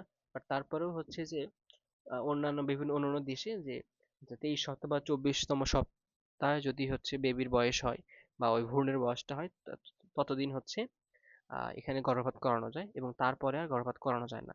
সো তার আগে কেন করা যায়, কেন পরে করা যায় না, এটা ফ্যাক্ট। সো এমন কিছু তৈরি হয় যার কারণে তারপরে আর করা যায় না। তখন থেকে ওই বেবিটাকে ওরা মানুষ হিসেবে কল্পনা করে। ধরো যে 24 সপ্তাহ বা 23 সপ্তাহ পর বেবিটাকে হচ্ছে মানে ভ্রূণটাকে হচ্ছে একটা স্বাধীন সত্তা হিসেবে কল্পনা কল্পনা করা হয়, বাট তার আগে করা হয় না। তাহলে কি এমন ঘটনা ঘটে? 23 সপ্তাহে এসে আমাদের এই অ্যালভিওলাসে বা হচ্ছে যে ফুসফুসে একটা উপাদান তৈরি হয়, এটাকে বলা হয় সারফেক্টেন্ট। এই সারফেক্টেন্ট তৈরি যখন হয় তখন থেকে সেই বেবিটা শ্বাস প্রশ্বাস শুরু হয়ে যায়, তখন মানে একটা স্বাধীন মানুষ হিসেবে সে ফর্ম বা কার্যকর হয় বা একটা অস্তিত্ব থাকে। বাট তার আগে হচ্ছে যে যেহেতু যদি সারফেক্টেন্ট না থাকে তখন সেই বেবিটাকে আর হচ্ছে কি হিসেবে স্বাধীন একটা অস্তিত্ব হিসেবে কল্পনা করা হয় না। তার মানে ফুসফুসে হচ্ছে সারফেক্টেন্ট আছে। এবং ফুসফুস কি, অনেকগুলো অ্যালভিওলাস থাকে এখানে। এবং অ্যালভিওলাসের আমাদের হচ্ছে যে যে প্রাচীরটা আমাদের পাবো, সেই অ্যালভিওলাসের আমরা এখানে কি পাবো বলতো? সারফেক্টেন্ট ক্ষরণকারী কিছু কোষ পাবো। সেখান থেকে সারফেক্টেন্ট ক্ষরণ হয়। সারফেক্টেন্ট কি জিনিস? এটা একটা হচ্ছে ধরো ফসফোলিপিড টাইপের, একটা ধরো ডিটারজেন্ট টাইপের বলা যায়, হ্যাঁ। সো এরা কি করে? সারফেক্টেন্ট ক্ষরণ করে। এদের কাজ কি? লাং মানে ফুসফুস বা অ্যালভিওলা যেন চুপসে না যায়। সো এরা কি করে? সারফেস টেনশন রিডাকশন করে। সারফেক্টেন্ট নামের মধ্যেই আছে, দেখো সারফেক্ট। সারফেস টেনশন যদি লিখি আমি, দেখা যাওয়ার কথা লেখাটা, সারফেস টেনশন রিডাকশন, মানে ধরো বিষয়টা কি, যে ধরো হচ্ছে যে এটা একটা বৃত্ত। সো এরা কি করে? এরা সবসময় চেষ্টা করে হচ্ছে যে চুপসে যাওয়ার জন্য, যখন বাতাসটা ধরো হচ্ছে বের হয়ে যায় তখন চুপসে যাওয়ার জন্য ট্রাই করে। চুপসে যে ধরো হচ্ছে যে এরকম ছোট হয়ে যাবে। তো যেন এরকম চুপসে না যায়, চুপসে না যায় এজন্য এখান থেকে কিছু সারফেক্টেন্ট ক্ষরণ হয়। এরা কি করে? এই চুপসে যাওয়াটাকে হচ্ছে প্রতিরোধ করে। কি করে? চুপসে যাওয়াটাকে হচ্ছে প্রতিরোধ করে। তখন এই অ্যালভিওলাস গুলো তাদের নির্দিষ্ট যে ফর্মটা আছে সেই ফর্মে থাকে। ফুসফুসে কিন্তু তার আসল ফর্মে থাকে। ফুসফুসে একদমই এরকম কুঁচকে যায় না। বুঝতে পারছো সারফেক্টেন্টের গুরুত্ব? আচ্ছা, ঠিক আছে। সো এই সারফেক্টেন্ট কি ক্ষরণ করে? এখানে টাইপ 2 নামক একটা সেল আছে। টাইপ 2, টাইপ 2 যে সেলটা আছে সে হচ্ছে সারফেক্টেন্ট ক্ষরণ করে। এখন এই যে আমরা বললাম না যে অ্যালভিওলাসে অ্যাকচুয়ালি ধরো এটা একটা অ্যালভিওলাস এবং এটা হচ্ছে একটা রক্তনালী। সেখান থেকে কি হয়? ব্যাপন ঘটে। সো এই অ্যালভিওলাসের যে আবরণটা, আবরণটাকে আমরা এখানে স্কোয়ামাস আবরণ দিব। যেন স্কোয়ামাস খুবই এরকম ফ্ল্যাট হয়, আইসাকৃতি হয়। তোমরা পড়ে আসছো না, 9-10-এ পড়ে আসছো যে আইসাকৃতি, আইসাকৃতি মাছের আইস কিরকম হয়, এরকম হয়। এবং এরা খুবই পাতলা হয়, এখান দিয়ে ডিফিউশন করতে খুব একটা প্রবলেম হয় না। যার যার কারণে আমরা অ্যালভিওলাসে কি ব্যবহার করবো এখানে? স্কোয়ামাস আবরণী টিস্যু ব্যবহার করবো এখানে। আচ্ছা, করলাম। তো এখানে তারপরে হচ্ছে যে এই যে বললাম না যে এটা চুপসে যায়, আবার কখনো হচ্ছে বড় হয়। তুমি যখন বাতাসটা নিচ্ছ, ধরো যে বৃত্তটা ছিল এরকম, বাতাসটা নিয়ে আরো বড় হয়ে গেল। তুমি আবার বাতাস ছাড়লে আবার আগের ফর্মে চলে আসলো, কিন্তু কখনো একদমই এরকম কুঁচকে যায় না, কখনো যায় না। সো এই যে বেড়ে যাচ্ছে কমে যাচ্ছে, তার মানে এখানে একটা ফাইবার দরকার বা এলাস্টিসিটি নিয়ন্ত্রণ করা দরকার না এখানে। সো এলাস্টিসিটি যে নিয়ন্ত্রণ করে, এখানে আমাদের কোলাজেন তন্তু আছে বা ইলাস্টিক ফাইবার আছে এখানে। বুঝছো কি কি বললাম? এলাস্টিসিটি নিয়ন্ত্রণ করতে হবে না এটার। সো যেন চুপসে না যায়, আবার হচ্ছে এর প্রসারিত ঠিকঠাক মতো হতে পারে, এই জন্য এখানে কি থাকে বলতো? কোলাজেন ফাইবার থাকে। আচ্ছা,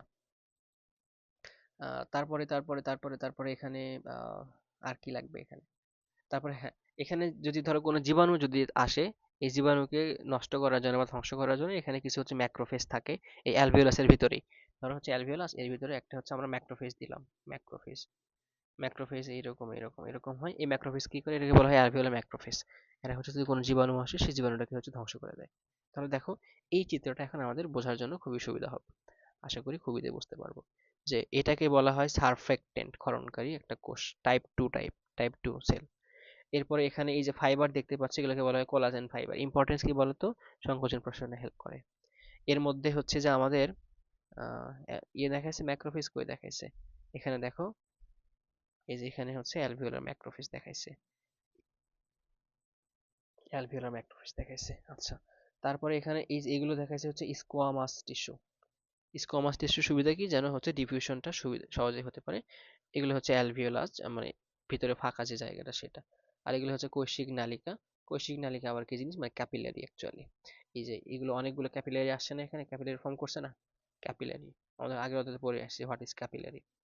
তার মানে এখন অ্যালভিওলাসে টাইপ 1 বললাম, টাইপ 2 সেল থাকবে না? দেখো যে এটা ধরো হচ্ছে অ্যালভিওলাসের বাহিরের দিক থেকে বেসমেন্ট মেমব্রেন, এর এখানে এই বক্স আকারে যে সেলগুলো দেখতে পাচ্ছ এগুলো হচ্ছে টাইপ 2 সেল, আর যেগুলো এইরকম সেল দেখতে পাচ্ছ স্কোয়ামাস আকৃতি এগুলোকে বলা হয় টাইপ 1 সেল।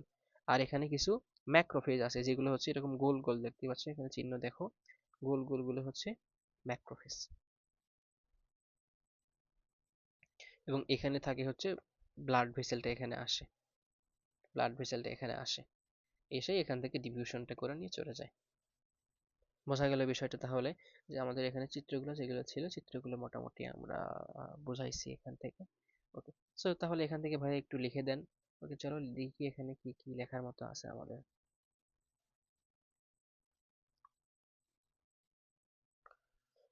একদমই শুরুতে, শুরুতেই আমরা কি বলবো যে অ্যালভিওলাস ফুসফুসের গঠন এবং হচ্ছে যে কার্যকরী একক। তাহলে অ্যালভিওলাস কি, একটু মোটা নেই।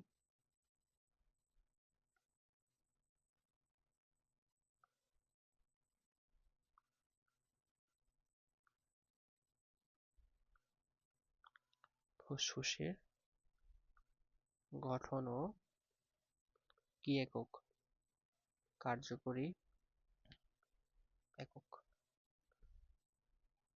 এবং এগুলো কিসের মতো এগুলো থাকে বলতো? আঙুলের থোকার মতো থাকে না, এখানে আঙুলের থোকার মতো বুদবুদ আকারে থাকে, এটা হচ্ছে আঙুলের থোকা।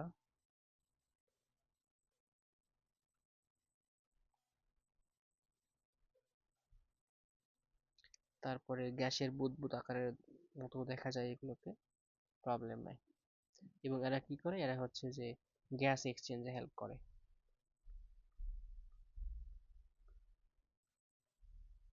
আচ্ছা, করলো।